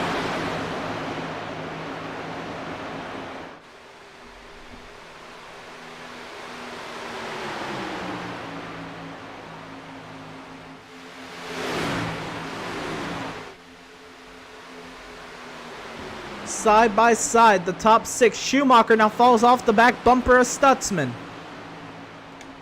As we work lap 64 of 120, everybody else single file on back, waiting for racing to pick up.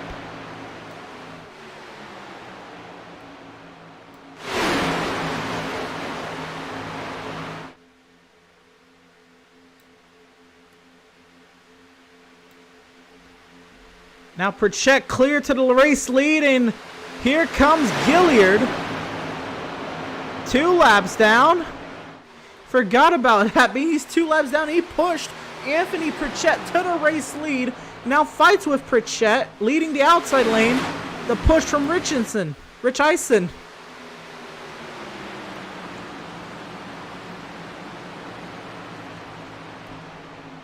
So Anthony Pritchett leads, and he's got the lap car of James Gilliard, trying to get his own lap back the hard way, by the way. That's what he's trying to do. And imagine if he can stay up front, and if he can lead this pack, and a caution comes out, he gets his lap back again. He'll be on the lead lap, but Joseph Kossi, as soon as they say that, fights his way through Pritchett. Has Rich Eisen behind him, Berger in third. Joseph Kossi reclaims the race lead of this race once again.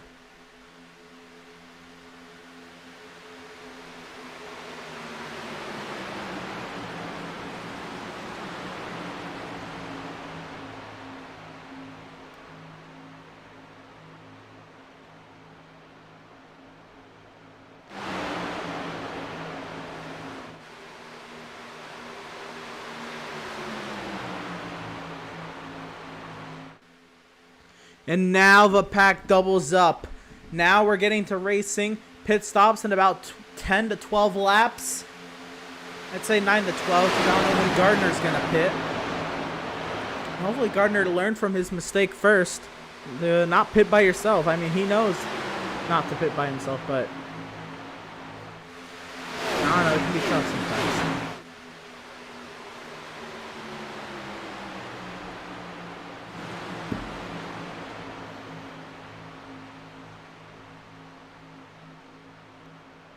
As Anthony Pritchett clears to the race lead once again. The big push from James Gilliard.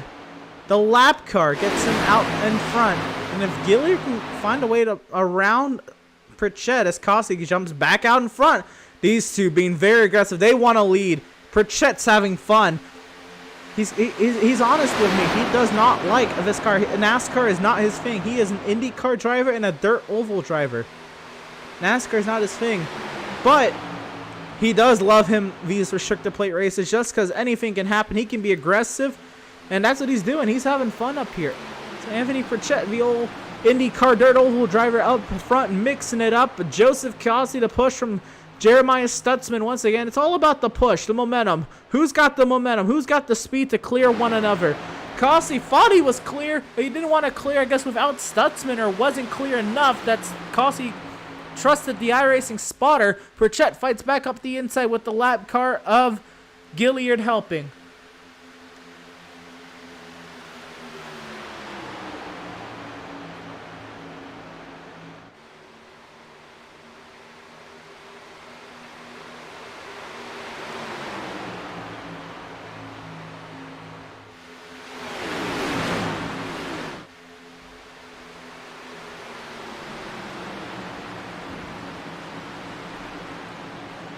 Now, everybody's really jumbling up here. The top four, the top lane, getting a little spread out now with Schumacher and Gardner. Oh, Gilliard, he's going to separate from Pritchett. Pritchett now has Rich Eisen behind him.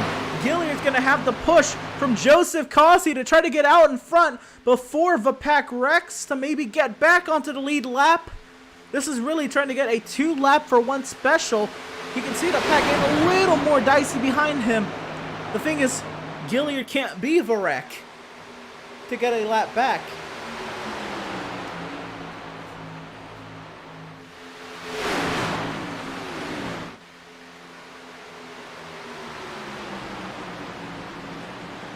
Gilliard cleared to 1 lap down, but Pritchett leads on the inside.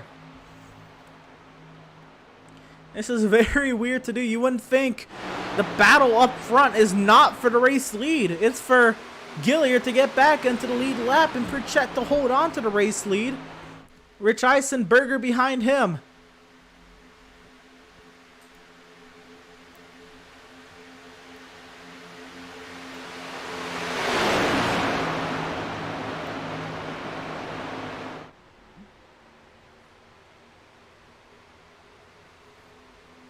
So Anthony Pritchett now clear to the race lead by a margin.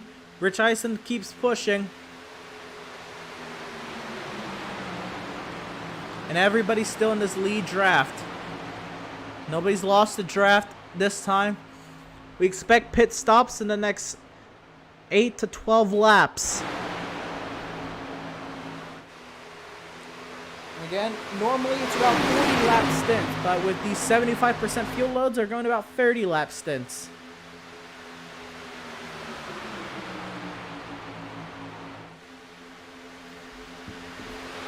Oh, contact! Kossi hits Zala. Can Zala hold on? Zala slides up. What a save from Jacob Zala. He can stay up to speed. He can still stay in this pack. Kossi did not mean to do that. And Zala, he's going to drop all the way back. That's not what Gilliard wanted that yellow to come out. What a save from Jacob Zala. Let's go back and see that happen. Kossi was going to... I don't know what Kossi was doing there. I don't know if he just didn't see Zala. But what a save from Jacob Zala. And he's still in this draft. Very end of it. He's got Solms and Peck behind him, but he's still in the draft as Anthony Pritchett continues to lead over Brandon Rich Eisen.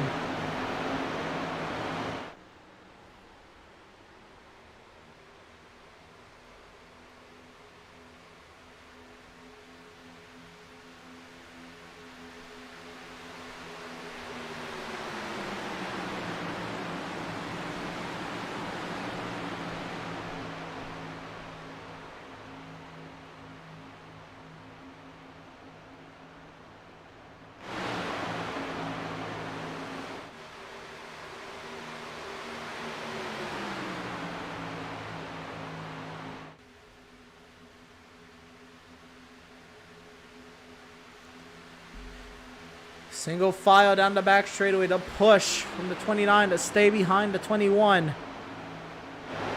Now we wait out for pit stops to keep the cars clean and not wreck coming to pit road. Pit stops in the next 3 to 7 laps.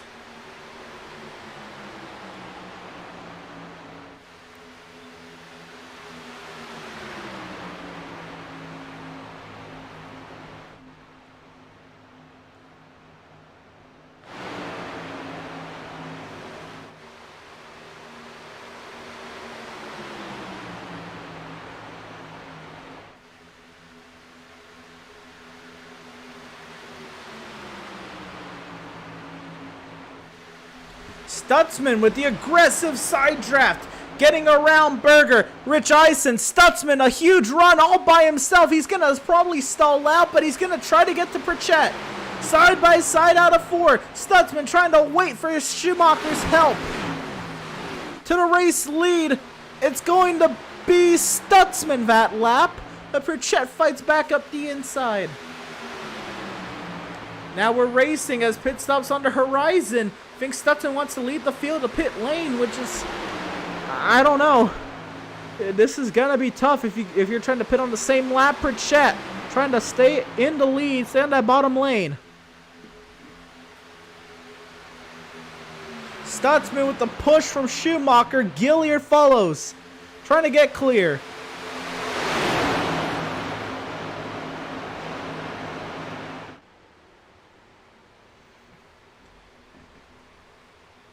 We expect pit stops soon now. People peeking to the inside.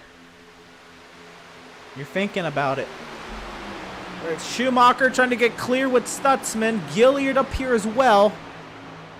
And Adam Gardner on that outside lane. How about him getting into the fight? They're going to be side by side. And if they're working on pitting this lap or the next lap, it's going to be tough. You got to single it out if you're coming to pit road, or you're going to be pitting from the middle of the track, which, depending on how the stewards look at, the officials look at it, could be a penalty. See Stutzman and Schumacher clear up front, and Gilliard no help. Gardner stuck outside as well. Do they pit this lap? No, everybody stays out. Looks like we're going another lap or 2.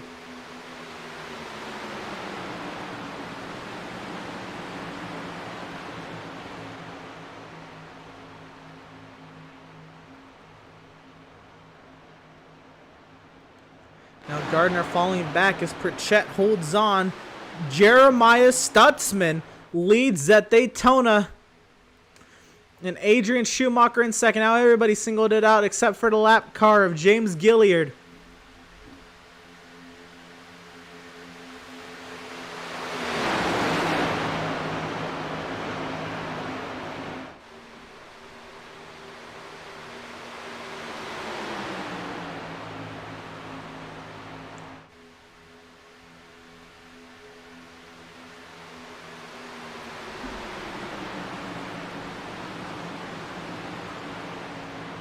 They did not pit that time. I expect pit stops then. Pit stops have to be happening soon because it's been about 30 laps since the last pit stop. And of course you have the caution laps, which save you about a lap of fuel, 2 laps of fuel per lap. But I mean, it's got to be coming soon.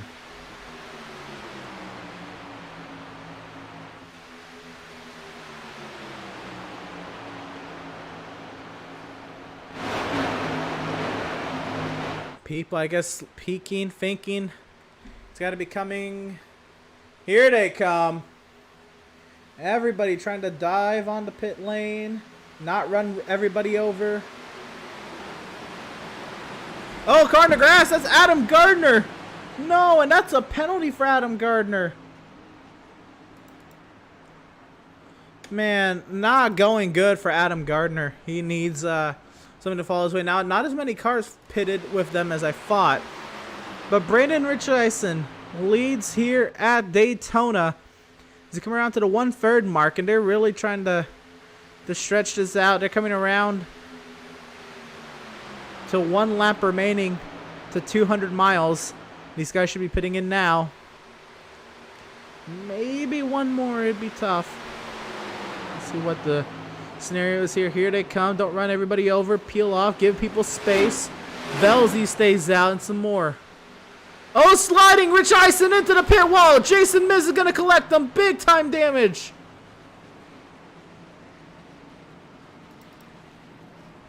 Everybody running over one another, trying to pit. Gonna stay in that right-hand lane. Give everybody room pitting.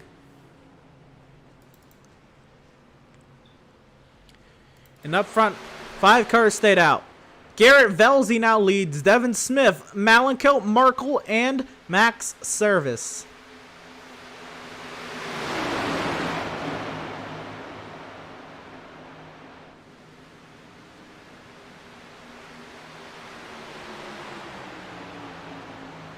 Here these 5 come.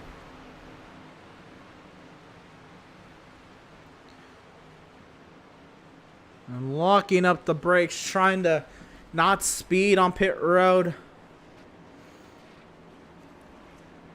Now what this does is this prevents or reduces the likelihood of drivers running people over. And Dan Park on pit road still. What happened to Dan Park? Let's see after we catch the merging of these packs. As Kyle Lingerfelt has the theoretical lead. I think Stutzman's coming over to take that over. Yep. And Gardner's there after serving a penalty, I'm pretty sure. Well, he's 1 lap down. Where does Tyler, Marco, and Cole come out? They're going to come actually pretty far back. This is not a good look for them. Tyler, Marco, Devin Smith ahead of these guys, but Tyler Marco leads for the moment. Stutzman's getting ready to fly by these guys. And there they go. Oh, they might lose this draft. Actually, oh, only these guys are up front, and Stutzman only has a few cars in this pack. He's got Joseph Kossi, Kyle Lingerfelt, Adrian Schumacher, Anthony Pritchett, Adam Gardner, Velap Carr, and Seth Berger in his lead pack. Everybody else, we'll see where everybody else merges. And I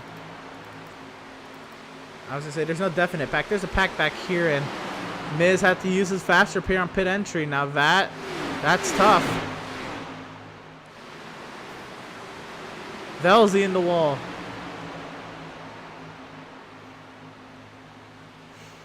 Now Miz, he's got to avoid the big crash. We still have yet to have the big one. And I don't think we're done.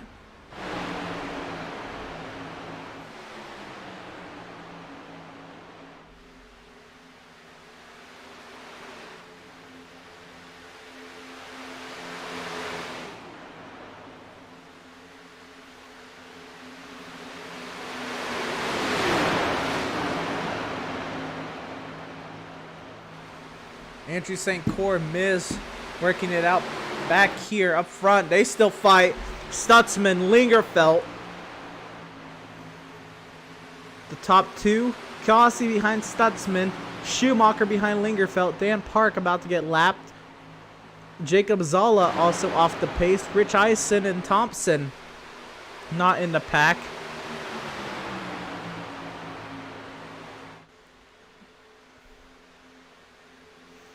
We'll see where Park merges in this pack.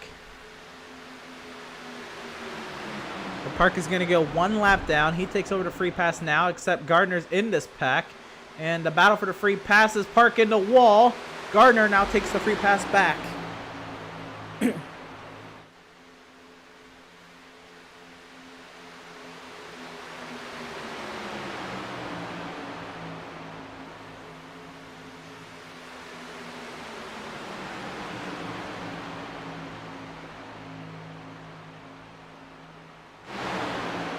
So now Jeremiah Stutzman leads. 1 pit stop remaining. When do you take it? How do you take it?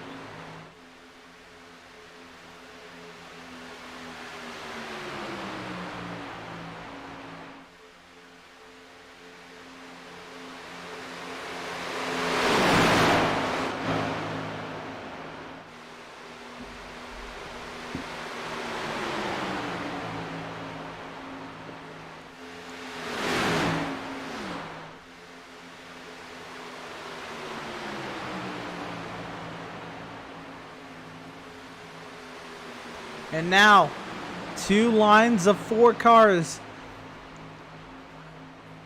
Couple of these are lap cars. Not battling on the same lap. Gilliard a lap behind Gardner. And Park in this pack as the pack behind tries to stay single file. Core leading that pack. Oh, and there's conflict behind. Miz to the outside of Core. Is Miz overheating or does Miz want to lead? They got to the front of this pack together, so a little surprising that there's conflict.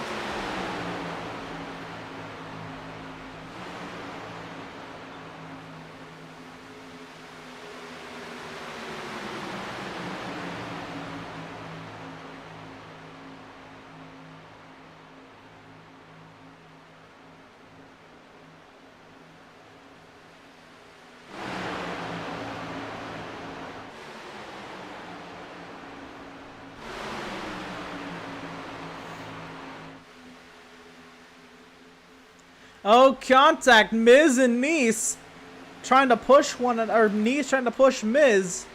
They almost got loose. Now up front they single it out as behind was catching.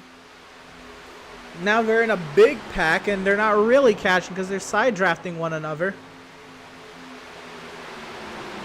But Tyler Markle, a good pusher. Let's ride on board with Tyler and see how he's pushing.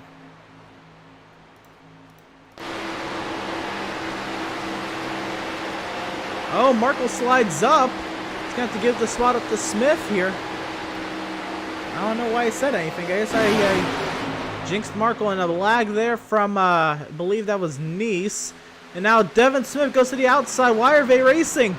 They're not going to catch that lead pack racing like this. But Malenko to St. Core's back bumper now. Double wide back here for 7th. And up front, they are single file for the most part. They've got a couple lap cars not really meshing too well. Pritchett stuck on the outside of Gilliard. But other than that, it is a race for 7th. And they're not really gaining. They need to figure it out if they're going to gain. And there's one pit stop left for really anything to fall their way.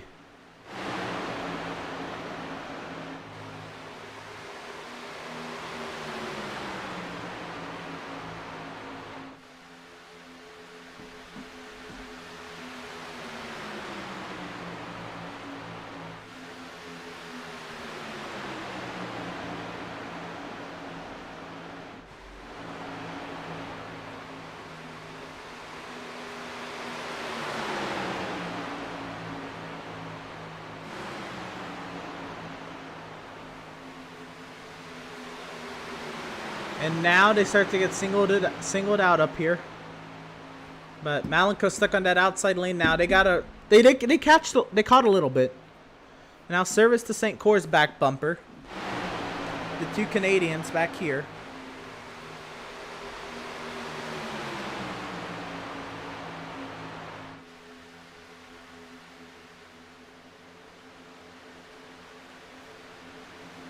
Oh, and Miz below the yellow line.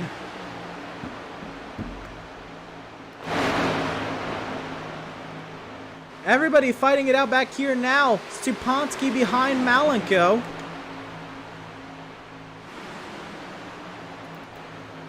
Up front, these guys, they run single file. Zala's going to find his way in this pack as well. And there's going to be a battle for the free pass here with Gardner, Park, and Zala. If he doesn't hit the wall here on entry, is he going to catch the draft as well? Back here, it is going on.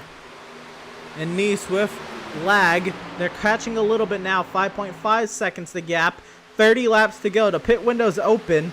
If you want a short pit to the end, which I don't know why you would short pit without some partners. And this is where they're going to be communicating through Discord. But they're in 2 separate Discord channels and iRacing chat. They can use iRacing chat.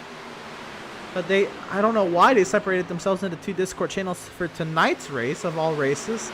And they're not even by teams or by anything. There's just a quiet and a loud one, I guess. That in that sense makes sense. But I don't know. you know, I didn't expect that for Daytona of all races, where you can communicate to better one another situation. But on lap 91 of 120, Jeremiah Stutzman leads over Joseph Kossi, Seth Berger, Anthony Pritchett, Kyle Lingerfeld, Adrian Schumacher, and then we get to this mess.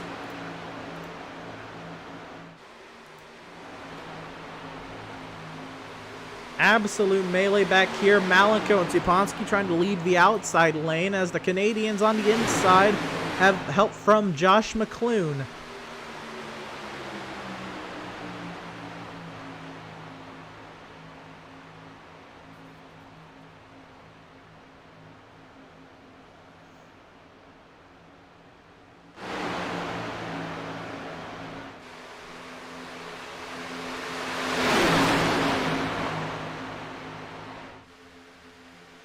Now they're catching. Now it's the 4.9 seconds. But what they need to be careful of is being side by side. They need to be careful of side drafting one another. They got to eliminate that. And you see there, they got close to each other on corner entry. And now they're back to 5.0 seconds behind the race leader. They were 4.9.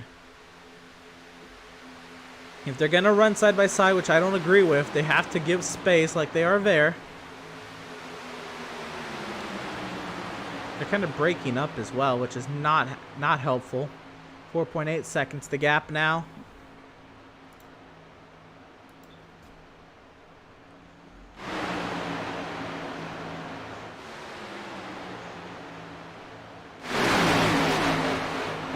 .7. They continue to close.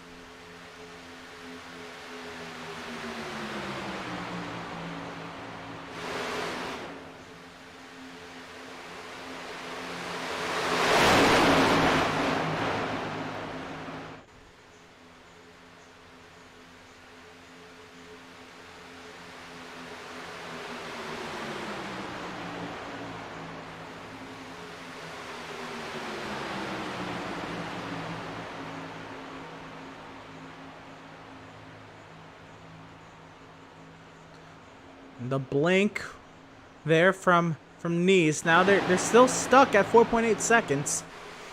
So now would be a good time to check in on what's going on up front. They're running in a pack. Wow, this struck me off. But right now, Jacob Zolla, the free pass right now.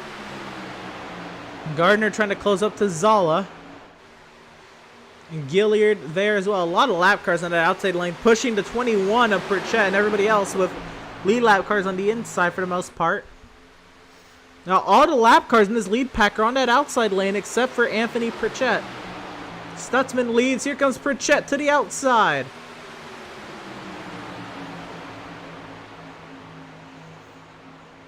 That second pack needs to work out what they're doing. If they can get single file, they can start getting into the mess up here. That's also double file. And now we're talking of a race. But Anthony Pritchett, push from a lot of lap cars, will get clear to the race lead.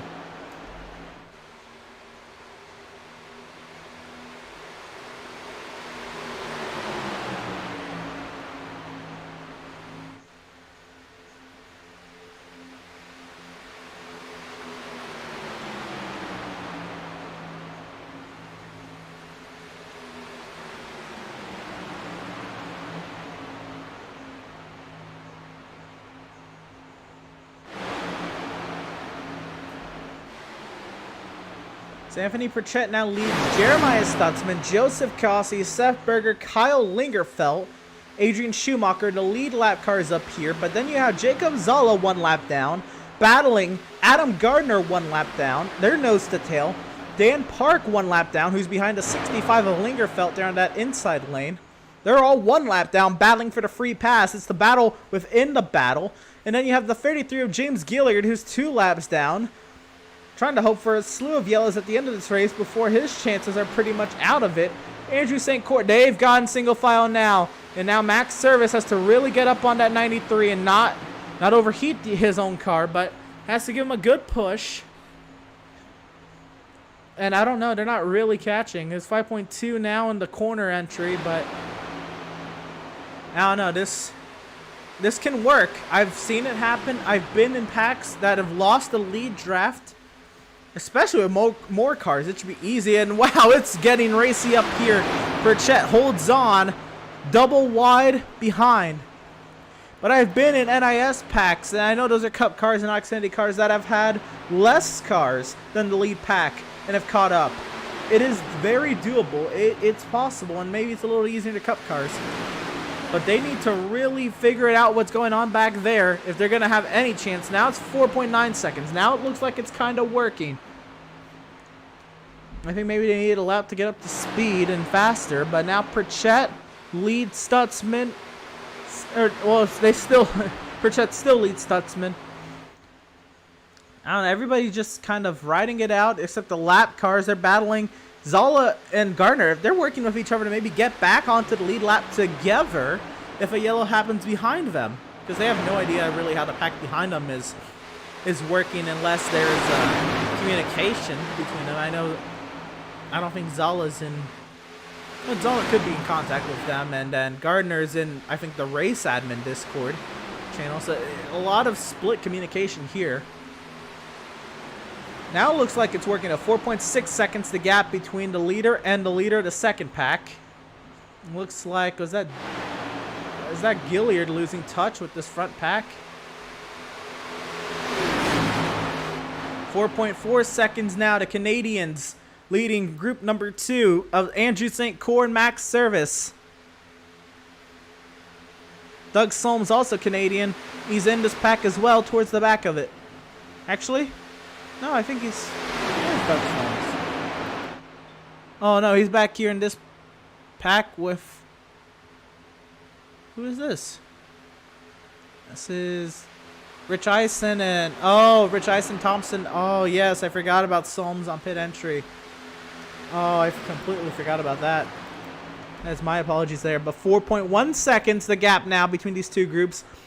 We're coming around to 20 laps to go this time by. If Service can really get up to Core, and if Service starts to overheat, McLuhan's got to get right up to the back bumper of the 81. Service has got to move up, and then Core's got to hold his lines, and McLuhan can give a big shove when he sucks up to the 93 and continue gaining. Now it's 4.2 seconds. They lost a little bit. Service could be overheating.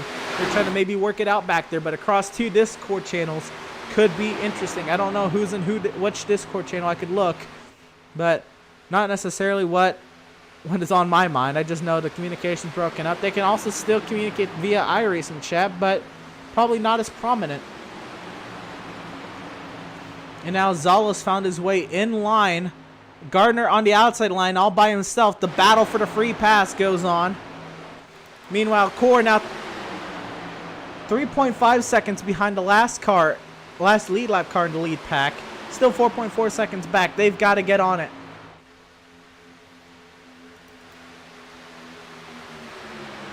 Gardner fighting hard, fighting for his life here with Jacob Zala. Because it's looking like it's going to go clean. Oh, most contact between the lappers. Zala trying to hold on. Stutzman loose on corner exit. Gardner continues to side draft. Gilliard having a little issue behind. Now Schumacher up to 1 second behind. The gap between Andrew St. Cyr and a car in the lead pack, a lead lap car in the lead pack, is 3 seconds now. And now it could be game if Cyr can catch a draft off of who's right in front of him. Somebody's there. They're about 3 seconds, 3.9 seconds now. I think Service at the cool the engine. Jeremiah Stutzman going for the race lead. Help from Adam Gardner to get clear. Pritchett with no help shoots to the outside of Zala. Looks like Cossey's not even going to go outside. He's not going to let him in line or anything. And Pritchett's going to drop. Jeremiah Stutzman leads. 18 laps to go at Daytona.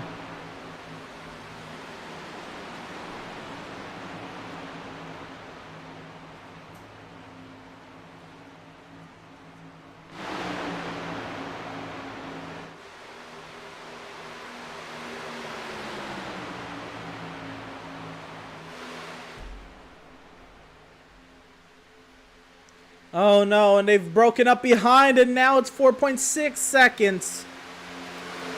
I think Pratt and Miz think they can lead this train better. Oh, no. Oh, and drivers are pitted. Oh, they're splitting the rest of this race in half. Malico, Markle, Service, Smith, McClune.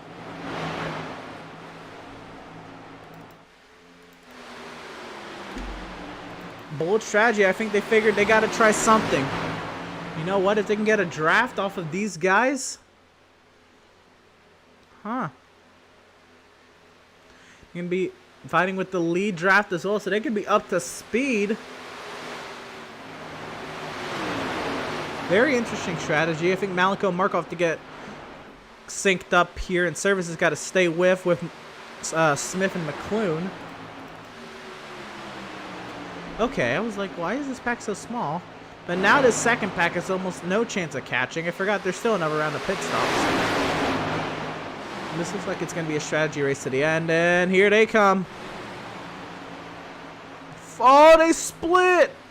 Oh, they are hurting their chances, but Andrew Pratt, Jason Miz, Andrew St. Cyr, and Eric Peck come into the pit lane. And now that's all that's left of the second pack. They are in contact with each other. Daniel Supansky, John Neese, and Matthew Setzer.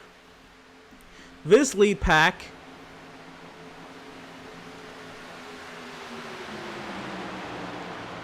As Pritchett falls out of line. When did they split off? Probably soon. Velzy to the outside being lapped.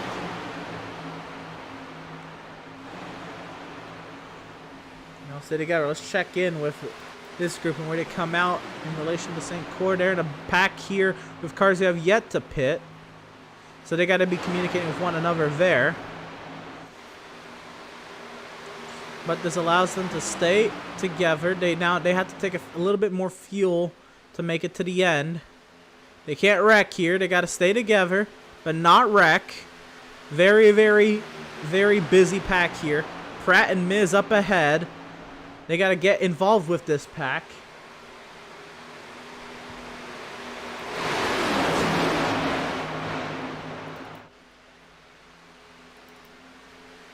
And here comes Thompson and Doug Solms.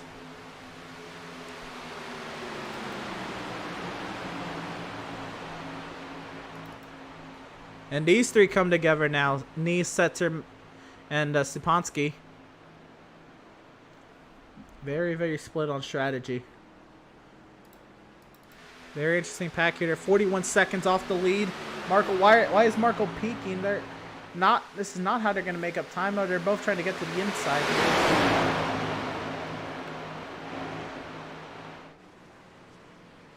Oh, Markle, contact, Miz onto the back bumper. Markle, can he save it? He's going to lose the draft, but he can save it.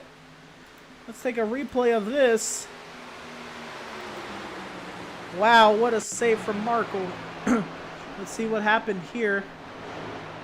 Oh, he just caught the apron. Oh, no.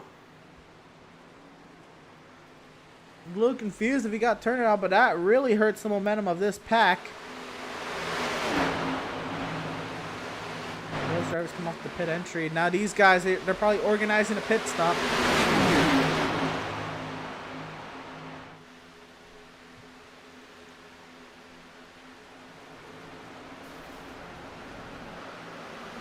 Oh, and Zala goes around in the middle of the pack.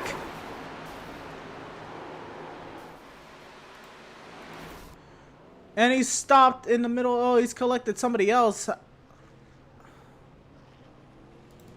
Joseph Cossi involved. Kyle Lingerfeld. How is this not a yellow? There's a caution. Well, well, well.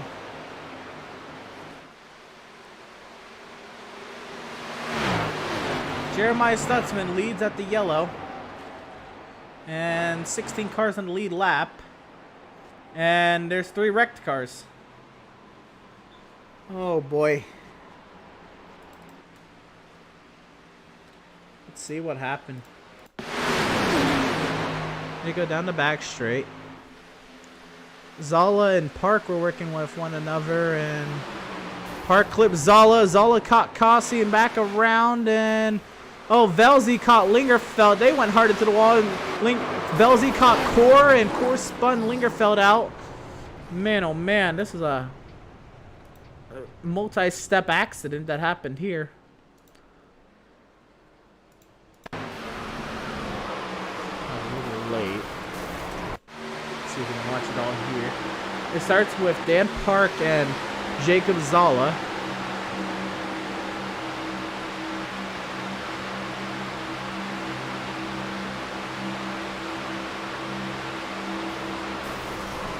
Zala gets Kossi. Kossi spins out. Zala gets Velzy. Velzy collects Lingerfeld. Velzy collects Core. Core makes contact with Gilliard. Core goes up the track, spins Lingerfeld all the way out. Pit lane was not open that first time, and each driver's got to save. Man, oh man.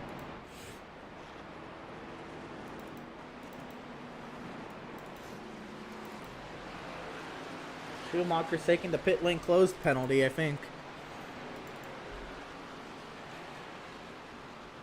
A lot of cars low on fuel. Can they maintain pace speed?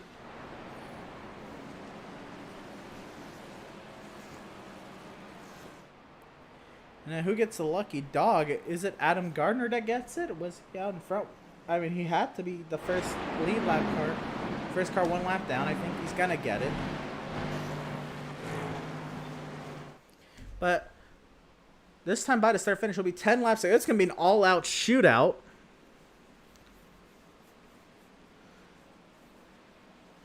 And I don't know what's really going on here.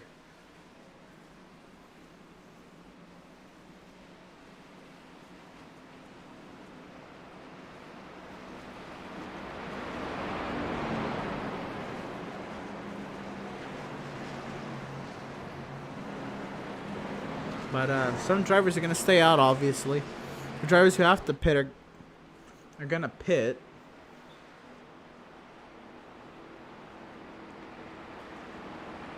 And this is what happens when the caution comes out during the pit cycle. Now, everybody who pitted, I think, stayed on the lead lap, except drivers who wrecked or got penalized. So here comes the drivers who have to pit. Gardner's going to take his lucky dog. I don't know if it... I mean, if it's a wave round, I disagree. It should be a lucky dog. This is going to put Malenko in the race lead. And, oh, they got the 1 to green here, too. Interesting. See if we can get a word of Malenko in. Hey, Malenko, this is the booth. You got a copy?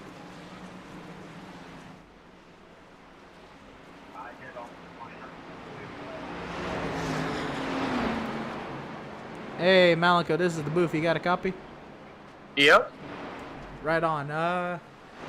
So, your second pack, they got behind about 5 seconds or so, I guess, on the first round of pit stops after the yellow. What was the game plan there? Y'all started catching and started battling again? Well, people kept trying to take a double foul, so our best opportunity was to pit early and actually hope for this caution because, now we're cycling to the lead because we pit early and didn't get, wound up in it. So me, the 81, 95, 18 are all good on fuel up here if we don't have green white, so it's kind of the strategy there. So now you're in prime position. Is this all out, go for it, 9 to go, 8 to go? Hell yeah, it is. It is going, and we're going to try and win this here. That's about it. Right on. If we wreck, we wreck now. I'd say so. I was going to say, so why didn't more of you come down pit lane, or did you want more people to come with you? The only people discussing it, well, really, like, in there, this in the team thing, is just me, Max, Markle, and Devin. We're all. We were just surprised the 18 came with us. We didn't tell He didn't tell the 18 about it. Well, I think great minds think alike. I think has to be Vat because he's restarting fourth as well. Both of you in pink rowdy cars for breast cancer awareness, or pink rowdy energy cars. Yeah. Yep. Let's see, 1 to green here. I guess I got nothing. Let's see if we're talking to you on the other side of this. Yep, hope so. Thanks for having me. Yes, sir. That was Malenko there. Be right back. And don't you go away. We'll be right back with the restart.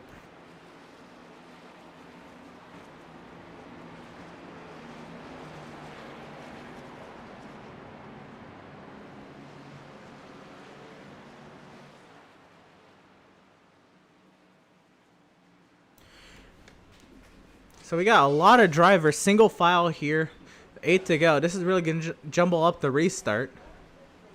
And it's going to be Malenko, Max Service, Devin Smith, Josh McClune, Adrian Schumacher, John Neese, Jeremiah Stutzman, Brandon Rich Eisen,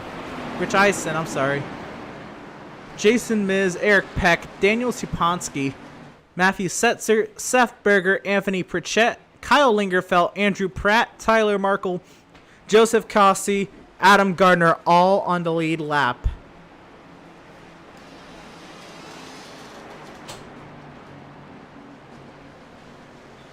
And they're going to delay to green again. I don't know what's going on. Oh, Nice is blinked out again, and I'm not entirely sure what's going on here. They're going to delay it again. And we'll get the 1 to green again. And now the intensity picks up with every added caution lap. This is... Now we're all doubled up.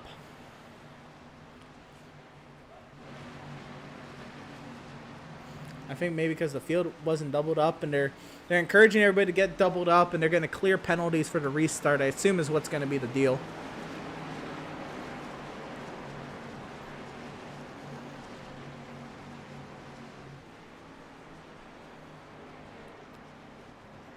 Let's see here. Continue with the restart order. Yeah, that was everybody on the lead lap. If a quick caution happens here, Zala makes it through it. He's back on the lead lap. St. Cor could get, back into this if he passes Zala. Same with Kevin Thompson, Dan Park. They're all 1 lap down.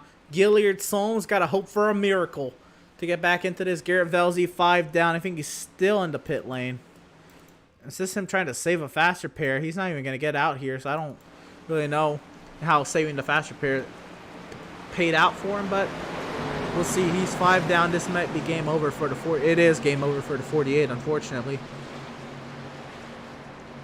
But Malenko and Max Service, season-long rivals, if you will, battling, a mile and a halves and short track. Well, not necessarily a mile and a half, but short tracks and other disciplines, road courses and all. But here we are at a plate track where anything can happen, and these two still end up out front.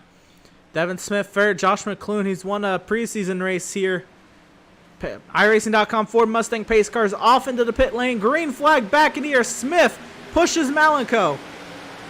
7 laps to go at Daytona.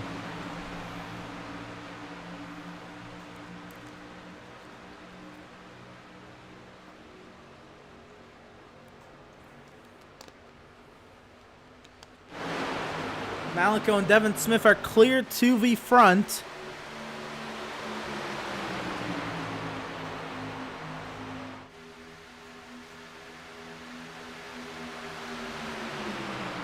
And, bumpers are locked. This is go time. This is where this race gets decided.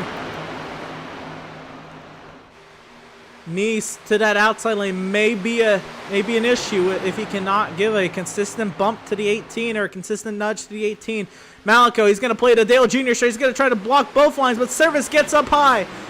The push from McClune side by side with 6 laps to go.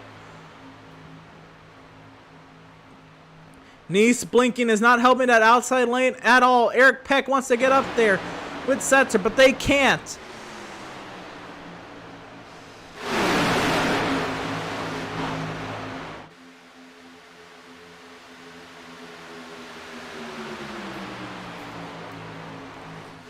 They're coming around to 5 laps to go. Max Service with the nudge out in front with Josh McClune.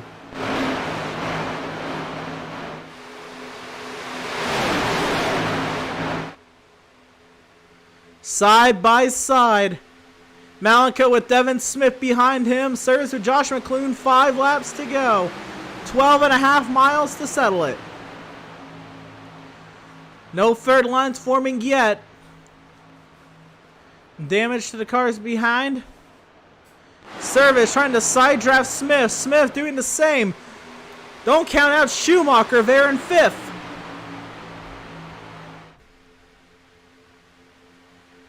Pritchett once again outside lane moving.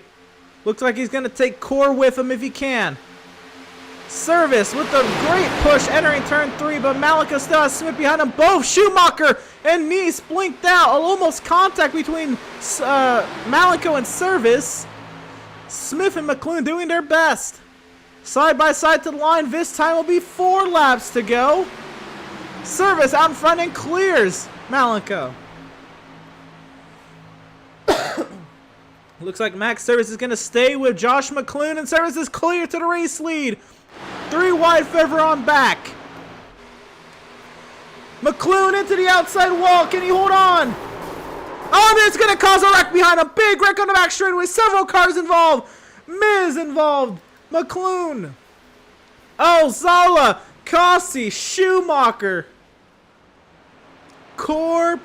Rich Eisen. Oh, no. Solms involved. Gilliard.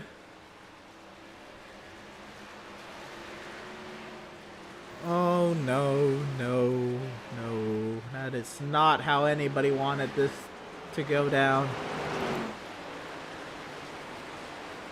And Max Service leads Malenko on a green-white checkered. I'm going to try to get a replay of all of that. See? McLoone. On the side, Malenko shoots up the track, hits McLoone into the wall, and big accident. Oh my.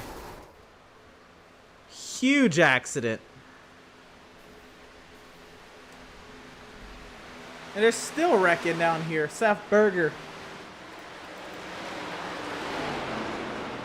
Wow.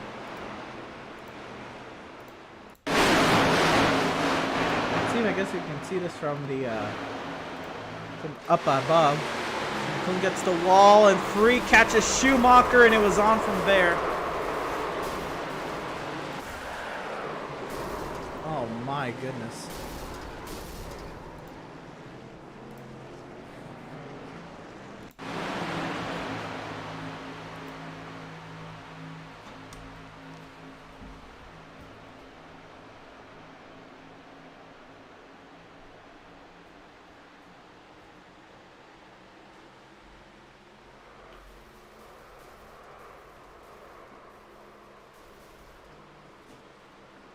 Big accident on the back straightaway. Wow. Wow. I don't even know what to say.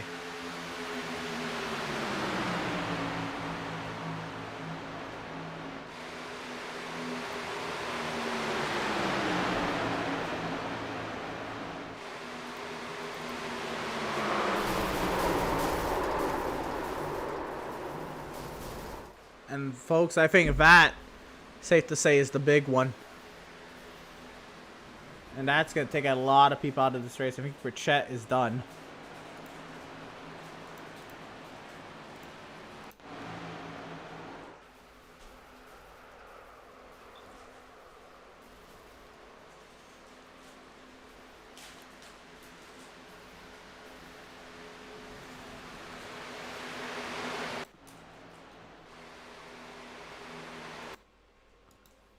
I don't know if it was Smith hitting Malenko or Malenko just sliding up. But definitely this contact between the 7 and the 18 and the exact same livery, just different numbers.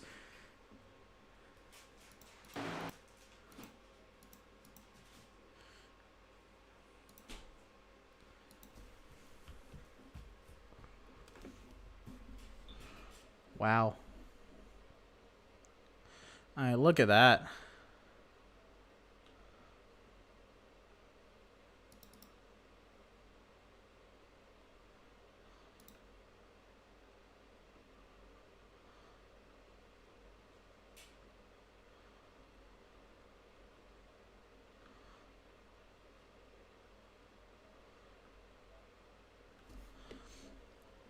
Big incident.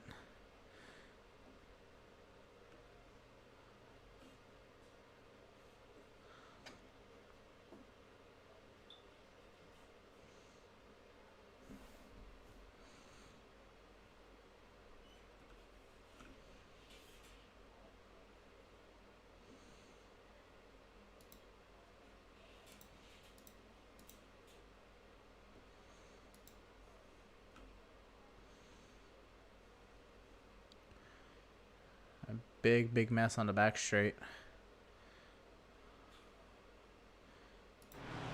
Unless we have a restart. There's still cars left in this race that are here to fight, and it's Max Service, Malenko, Devin Smith, Jeremiah Stutzman, Kyle Lingerfeld, Daniel Siponski, Tyler Markle, Jason Miz, Seth Berger, Adrian Schumacher, Matthew Setzer, Adam Gardner, Andrew St. Cyr is a lap down. But I think that's Nice and Zala are on the lead lap. Pratt, Peck. I don't know how they're gonna fare. But with a green-white checkered, are we done wrecking? 2 laps to go. We've ran 300 miles. How about 5 more? The iRacing.com Ford Mustang pace car is into the safety of pit lane. Green flag for what could be the final time tonight. Max Service, a great push from Devin Smith. Malenko not too much help on that outside lane. And a caution behind them.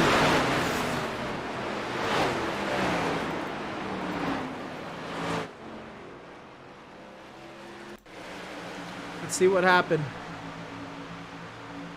Oh, Miz and Setzer got together. Miz and Schumacher, and we're going to get another one of these. Oh, man.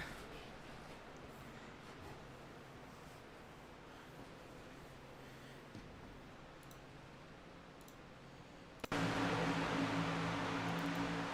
what happened. Contact there, and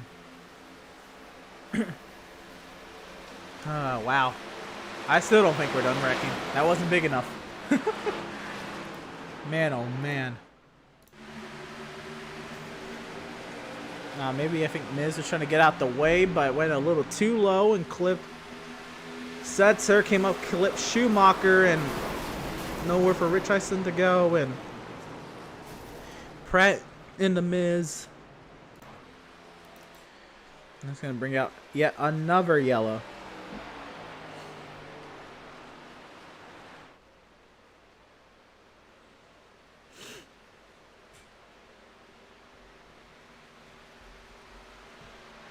And, well, I thought this was a 300-mile race. That's what was advertised. Ladies and gentlemen, we're going to our second overtime attempt tonight.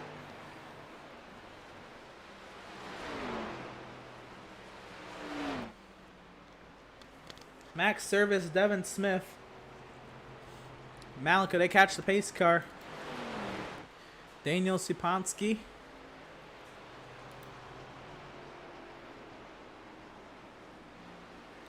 Jeremiah Stutzman. Tyler Markle, let's see if we can talk to Max Service. Hey Max, this is the Outlaws booth. You got a copy? Yes, I do. Man, they won't stop wrecking, won't they? They did too good a job throughout the race, and they have to get in their quota for the day now. Oh man, how's the car? It's good. I took a little extra fuel on the last green flag pit stop just to make sure I could sit around and pace for a while. I was gonna say, were you part of the group that pitted early with Malenko and Markle? Yes, I was. So what was the game plan there? What kind of drug you to that strategy? We were closing in on the pack, but they decided they were going to go side by side, and we kind of decided if they were still side by side next lap, we were coming, just to see if we could maybe make some time on our own or just catch a break with the lucky caution like we did. Right, I was gonna say. So, what was happening in that pack?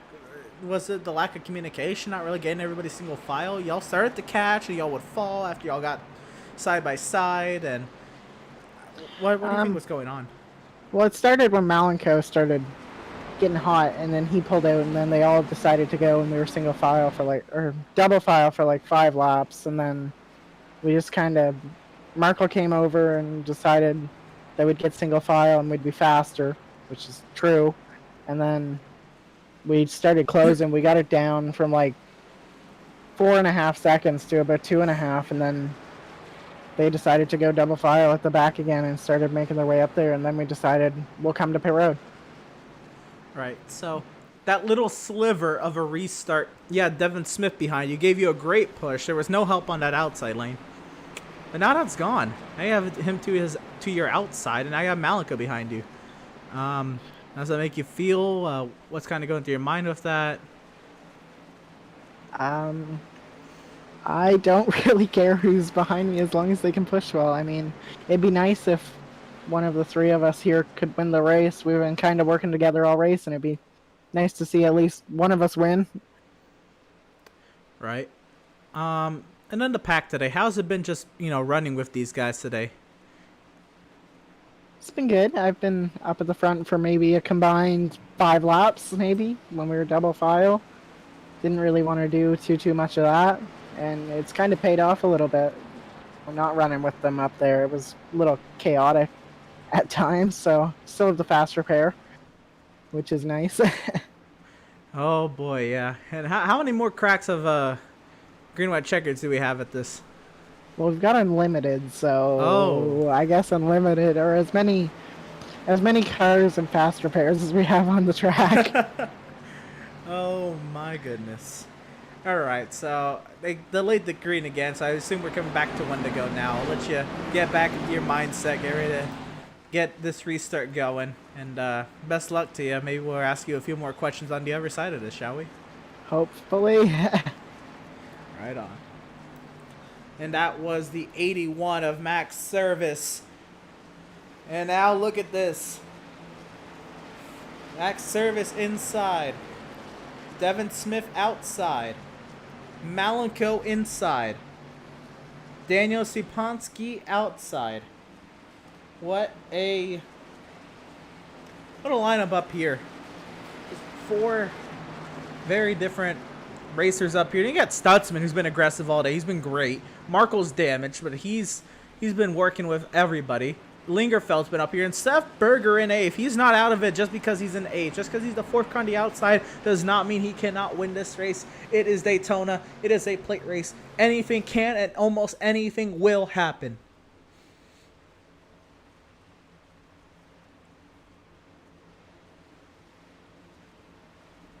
So, we travel down the back straightaway for hopefully the last time under caution, but I don't think so. Let's just see how this goes. This is our 2nd attempt at a green-white checkered.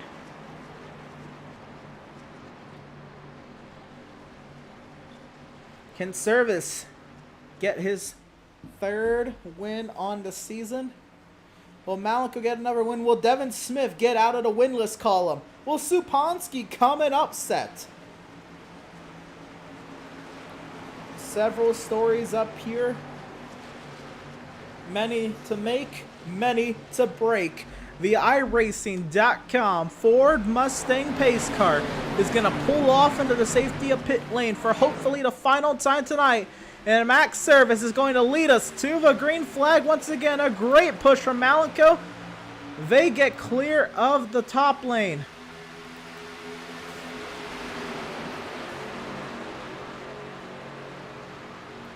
Malenko's going to be all over that 81, and what's the plan now? Contact behind McLuhan, shoving Lingerfeldt.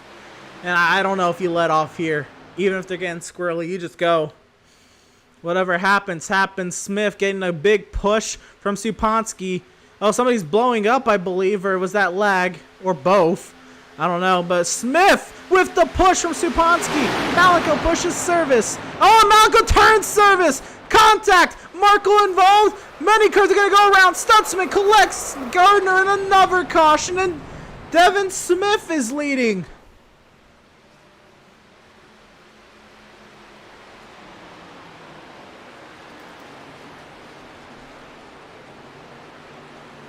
Oh no, it's our third attempt at a green-white checkered.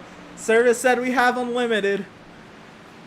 Oh no, and Service, what a save from Max Service. Malika didn't mean to do that, he was just pushing him. But I don't know how many other people will figure that was. Oh my goodness. See, just a lot of pushing. As you'd expect, Malika just shoving Service and gets a little off center, clips that left rear. Service went around, checking up. Markle caught somebody's back end, went around. Stutzman into Gardner. Gardner didn't get too much damage. Many cars involved. Berger involved. Rich Eisen. And who's got faster pairs left, guys? This is wicked. Another look at it. Oh, that was some big netco between Tyler Markle and Jeremiah Stutzman.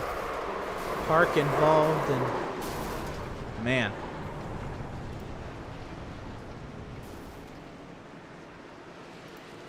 Let's try this again with a different lineup. Supansky now to the outside playing. Malak, yeah. I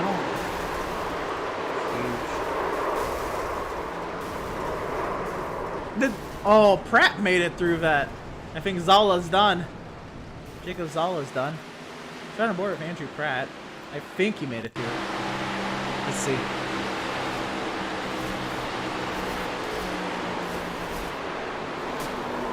Contact with his right side, but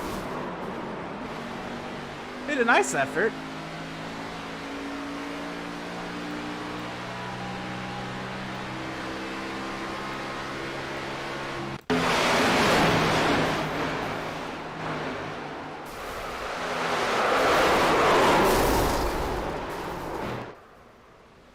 My goodness. Goodness gracious.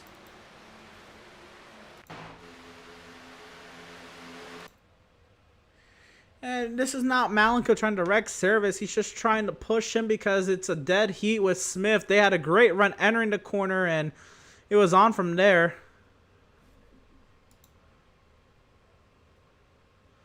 And this is not intentional by any means, but wow. Big hits for a lot of people. Core and the Burger big time.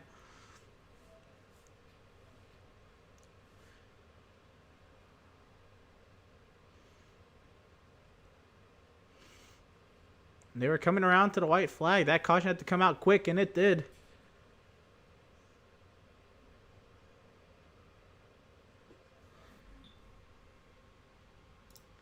Make sure. Oh, yeah. I was going to say, make sure the caution came out before they got to the start finish. Well before.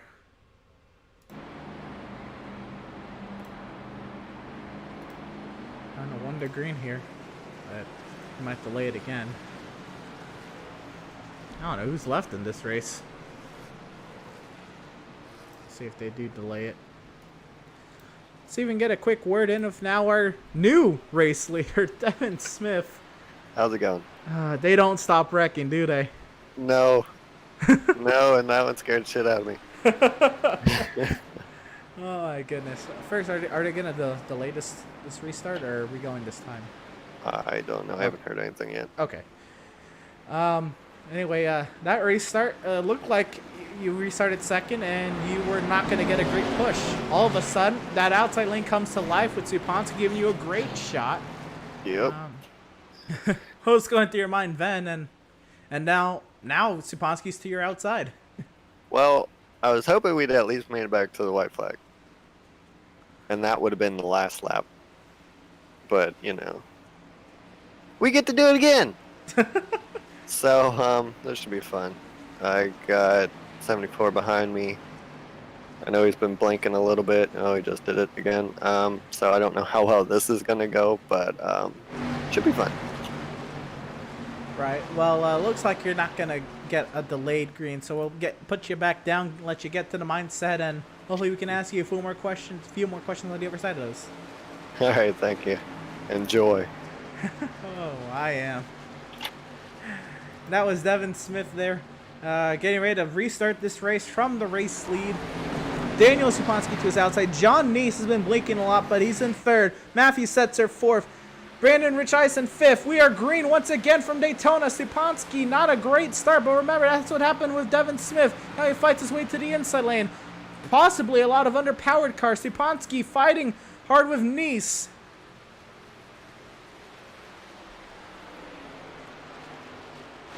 Devin Smith clear to the lead.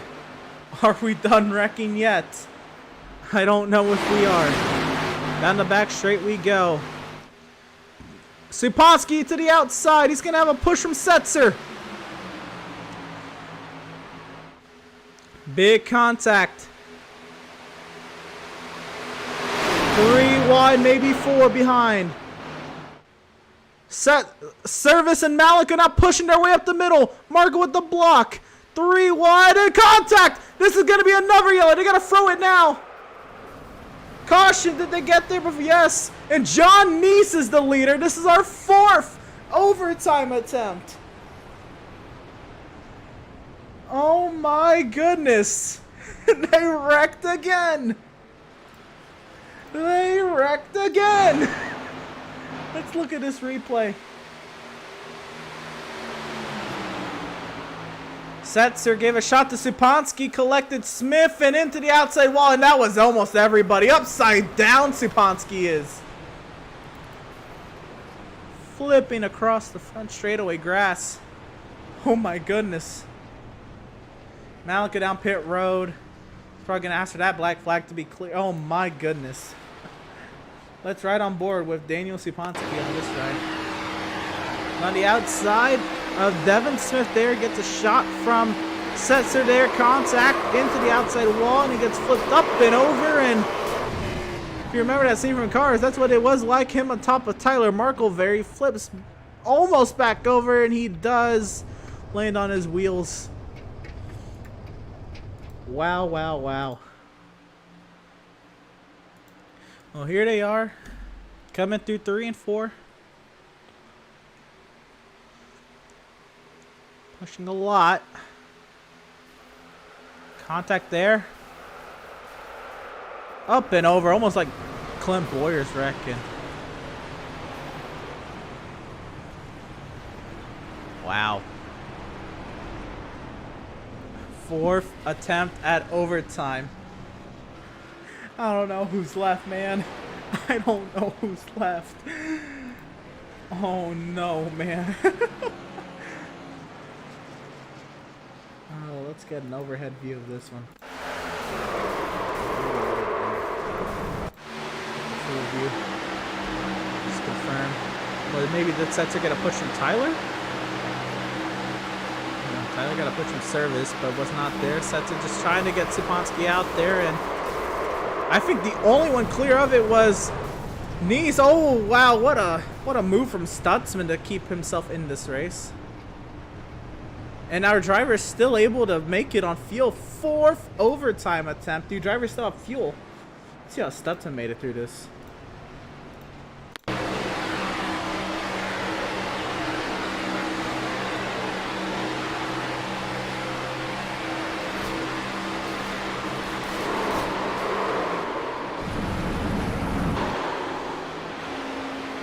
Wow, what a save from Jeremiah Stutzman.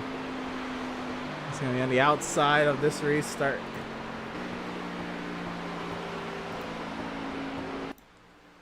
Let's see. Oh, from pit entry. This should be good. We'll see if him come off of turn 4 here.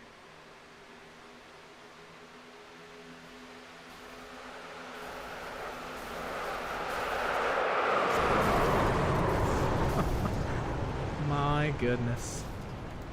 Oh my goodness. I don't even know what to say.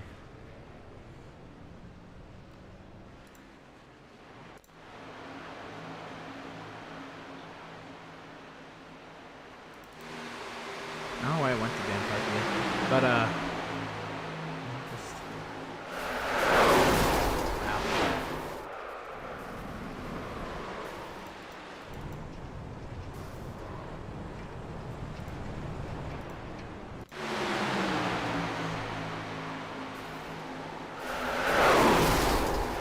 4th attempt at overtime. Look at that. Sipansky's flipping over everybody. I don't know who's left. There's John Neese, Jeremiah Stutzman, Adrian Schumacher, Devin Smith, Josh McClune, Dan Park, Kyle Lingerfelt, Brandon Richison, Malenko, and Pratt. I think the only drivers with the pacing, with the pace car now. Surely we're done wrecking on our 4th overtime attempt, correct?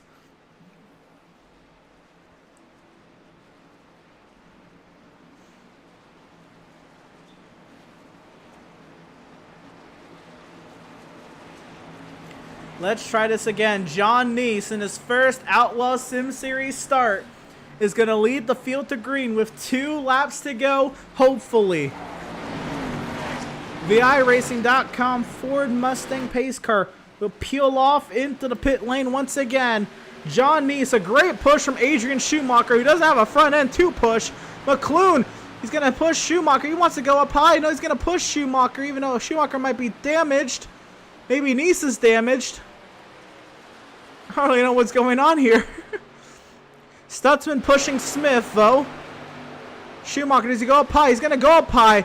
Is he going to take McClune? McClune wants to go with, maybe, no. Schumacher up high, now McClune goes with. Let's not wreck it again, boys. Schumacher, a great push. Everybody darting around. Schumacher clear to the lead with McClune in second.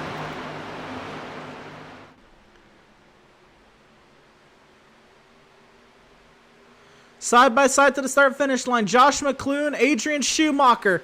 Neese wants to take it 3 wide and they're wrecking again. Are they going to throw it? Are they going to throw it? They didn't get there in time, I don't think. Big accident behind. Junkyard on the front straightaway. They're not going to call it. This is the race right here for the race win. Josh McClune, Adrian Schumacher. Schumacher's got the slipstream, but has he got the power? McClune's got a block. This is it. This is the field. Schumacher to the inside. McClune with the block. Schumacher up high. I don't think he's got the power. He's going to try, though. By himself, Schumacher fighting on the outside. It's going to be a photo finish. McClune fights up high. Side by side to the start-finish line. Schumacher with the advantage entering the tri-oval to the start-finish line. It's going to be too close to call. It says Schumacher. Is it? I think Adrian Schumacher just won this race. Did Adrian Schumacher just win this race? What just happened? Oh my goodness.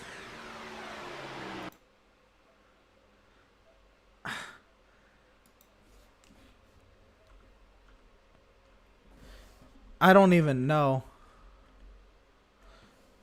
Oh my goodness. Guys, I think it was that close. Adrian Schumacher won this race. And we still have a wreck to go watch. Schumacher is going to go burn it down in what's left of that car. Daniel Supansky with the third.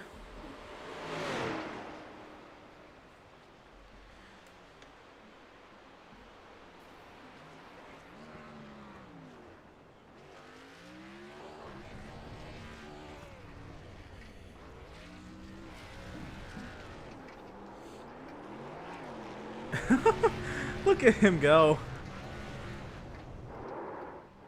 Into the wall.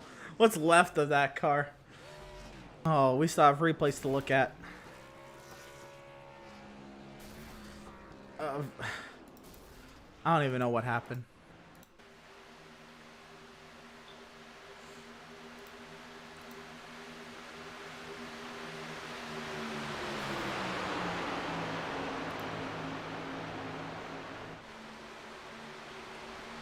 Oh my goodness.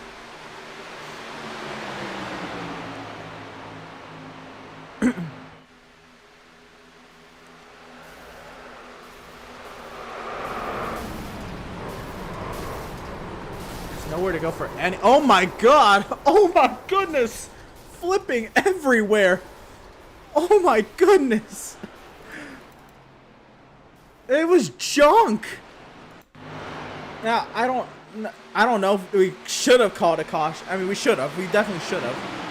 We could have called it before the white flag. And I'm not here to judge race control at all. Right there. If they had it ready, they could have thrown it. It would have been tight. They were there. They weren't at the white flag, but they waited, which is fine. You know, it's race control's decision. I'm just what a mess. Upside down, so many people. And as we look at that, let's see if we can get a copy with second place finisher. Barely. Josh McLean, you got a copy?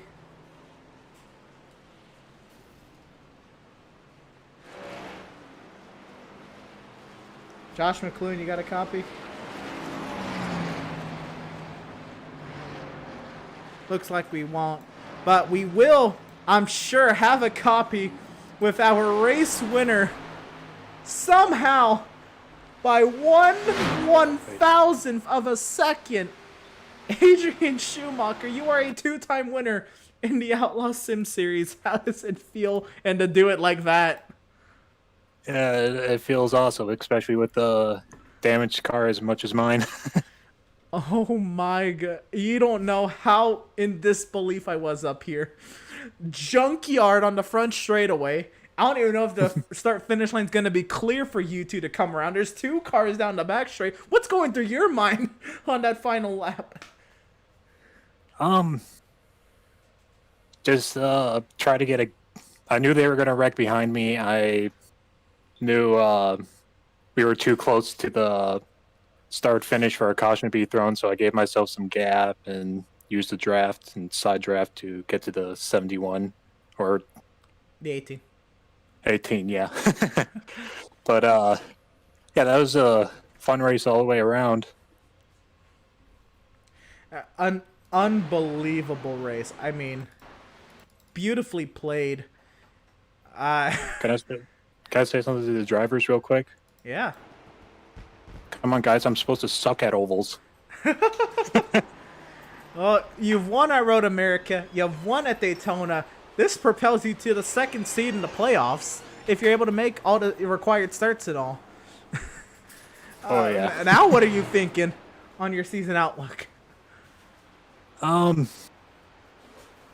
it's just same as last time when I told you in Pocono, try to get every track, win at road courses, do my best on ovals, and go from there. I mean, now you're in the thick of the playoff hunt now. I mean, thick in the playoffs. Are you gonna maybe do a little work on ovals now to maybe prime yourself up for a playoff run? Yeah, I'm gonna try.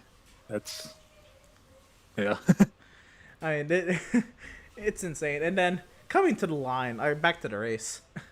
I know you and McLean were gonna fight hard. It was clean for what it was. Nobody put each other in the wall or grass. Oh, I mean. Oh yeah, good. Yeah, clean race all race. I'd like to thank all the drivers for that good clean race. Also, coming to the start finish line, I don't know if you could tell what the margin looks like at all between you two. What are you thinking? Hoping for maybe a nudge? What do you think you could have done differently? What's all like when you see the start finish line ahead of you and you're side by side with somebody? What is that mindset? just hope I have enough momentum. I'm also in kind of disbelief about how I was able to keep the momentum ahead of the 18 with how much damage I had. Oh man. All right, then the race. So we're in the pack. You're up front a lot of the race. How was it running up front? And then the strategy there with the 2 stops to the end. Y'all got lucky with that yellow, or maybe unlucky. I don't know. But in the pack when that caution came out, what was your thinking? Well, I'm like, I'm gonna stay out, just see what happens. I mean, I didn't really have a plan going into it. I don't know how to explain it that much. Yeah, that's fine. I mean, if you say, oval racing isn't your thing, you show up to Daytona and you get a win like this, I mean, take it how you can. It was a wild, wild race. I'm sorry for taking over like half of your interview. But No, that's fine. congratulations on your insane win. Uh, and best luck to you with the rest of the season now. I mean, now you're looking, you're propped up. Yeah, definitely. All right, on. Congratulations. What were you gonna say? Thanks. Just again, good racing, guys. Hope the fans enjoyed.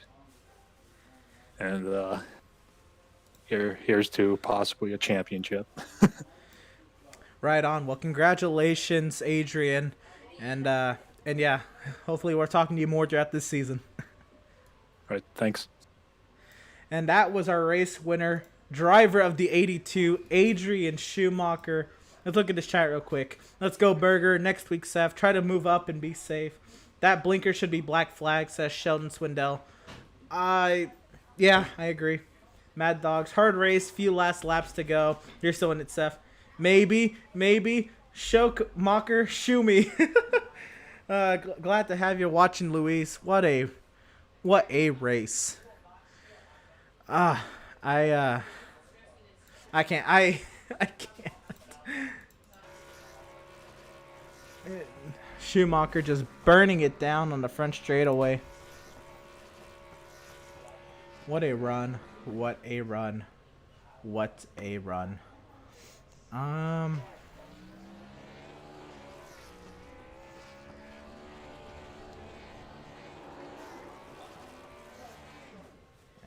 will watch him burn it down as I'm still processing. We're going to get a few more replays of that last lap melee after we watch the entirety of Schumacher's celebration, because that was wicked. Oh, and he blew the engine.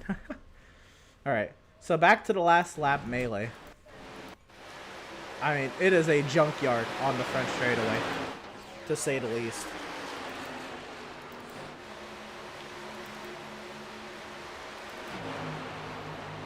And so the aggressive moving up here.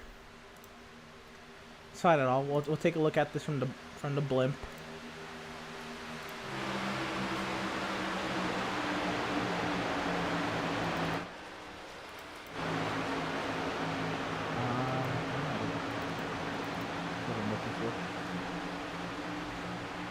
And Nice was just trying to go up, and he didn't see Stutzman there, and it was on from there, and Nice just got clobbered. I mean, absolutely pummeled.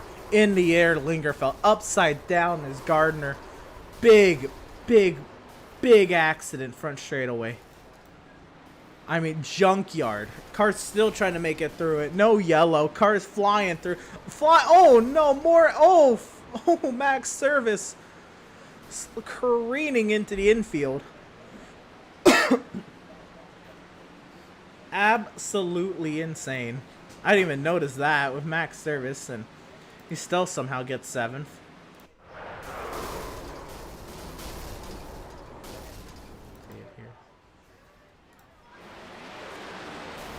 They're coming through the incident, and nowhere to go, and just clipped Gilliard, almost clipped Stutzman again, and didn't get too much, well, for how that car is, didn't get too much damage at all.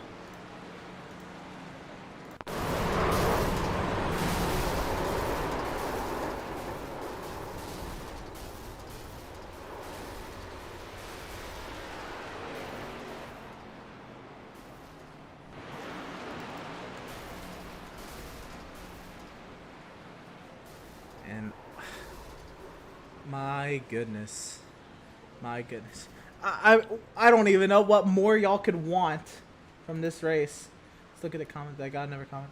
Apollo Midnight. That interview reminded me of Ricky Bobby's first interview. Yeah, I feel like I was more like Ricky. I didn't know what to ask. Once again, this incident, we'll look at it slow-mo.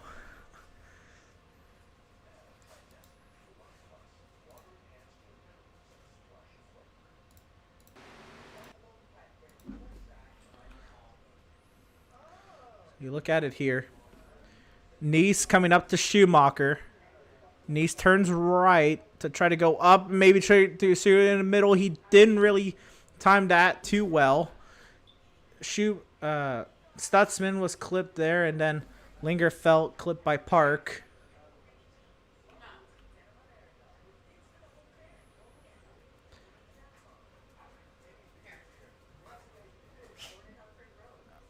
Oh, he's blinked out here.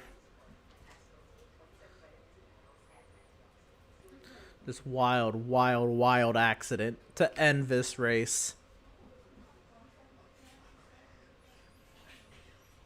Trash heap, to say the least.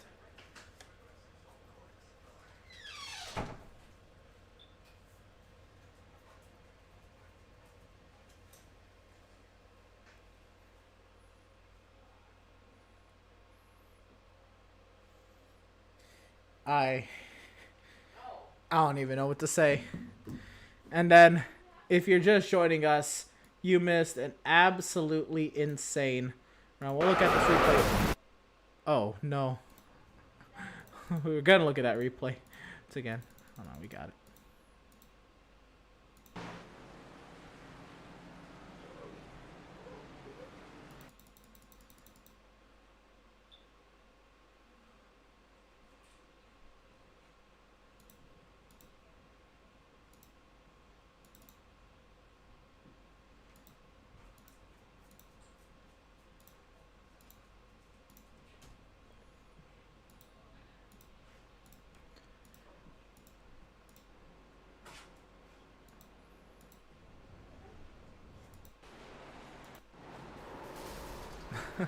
That about sums it up right there. Yeah, once again, just the wreck in full force. Last lap, everybody careening into it. Everybody trying to get as many spots as they can. Nowhere for everyone to go. What a final lap. All this goes on. Here comes Max Service and Andrew St. Cour. They fly into it. Service goes careening to the infield into the Kyle Busch spot. Car's backwards and everything. And then we go up. We still have this race to the checkers that goes all the way to the wire. Side by side, Schumacher, McLoone to the line. Somehow Schumacher wins this race. Unbelievable.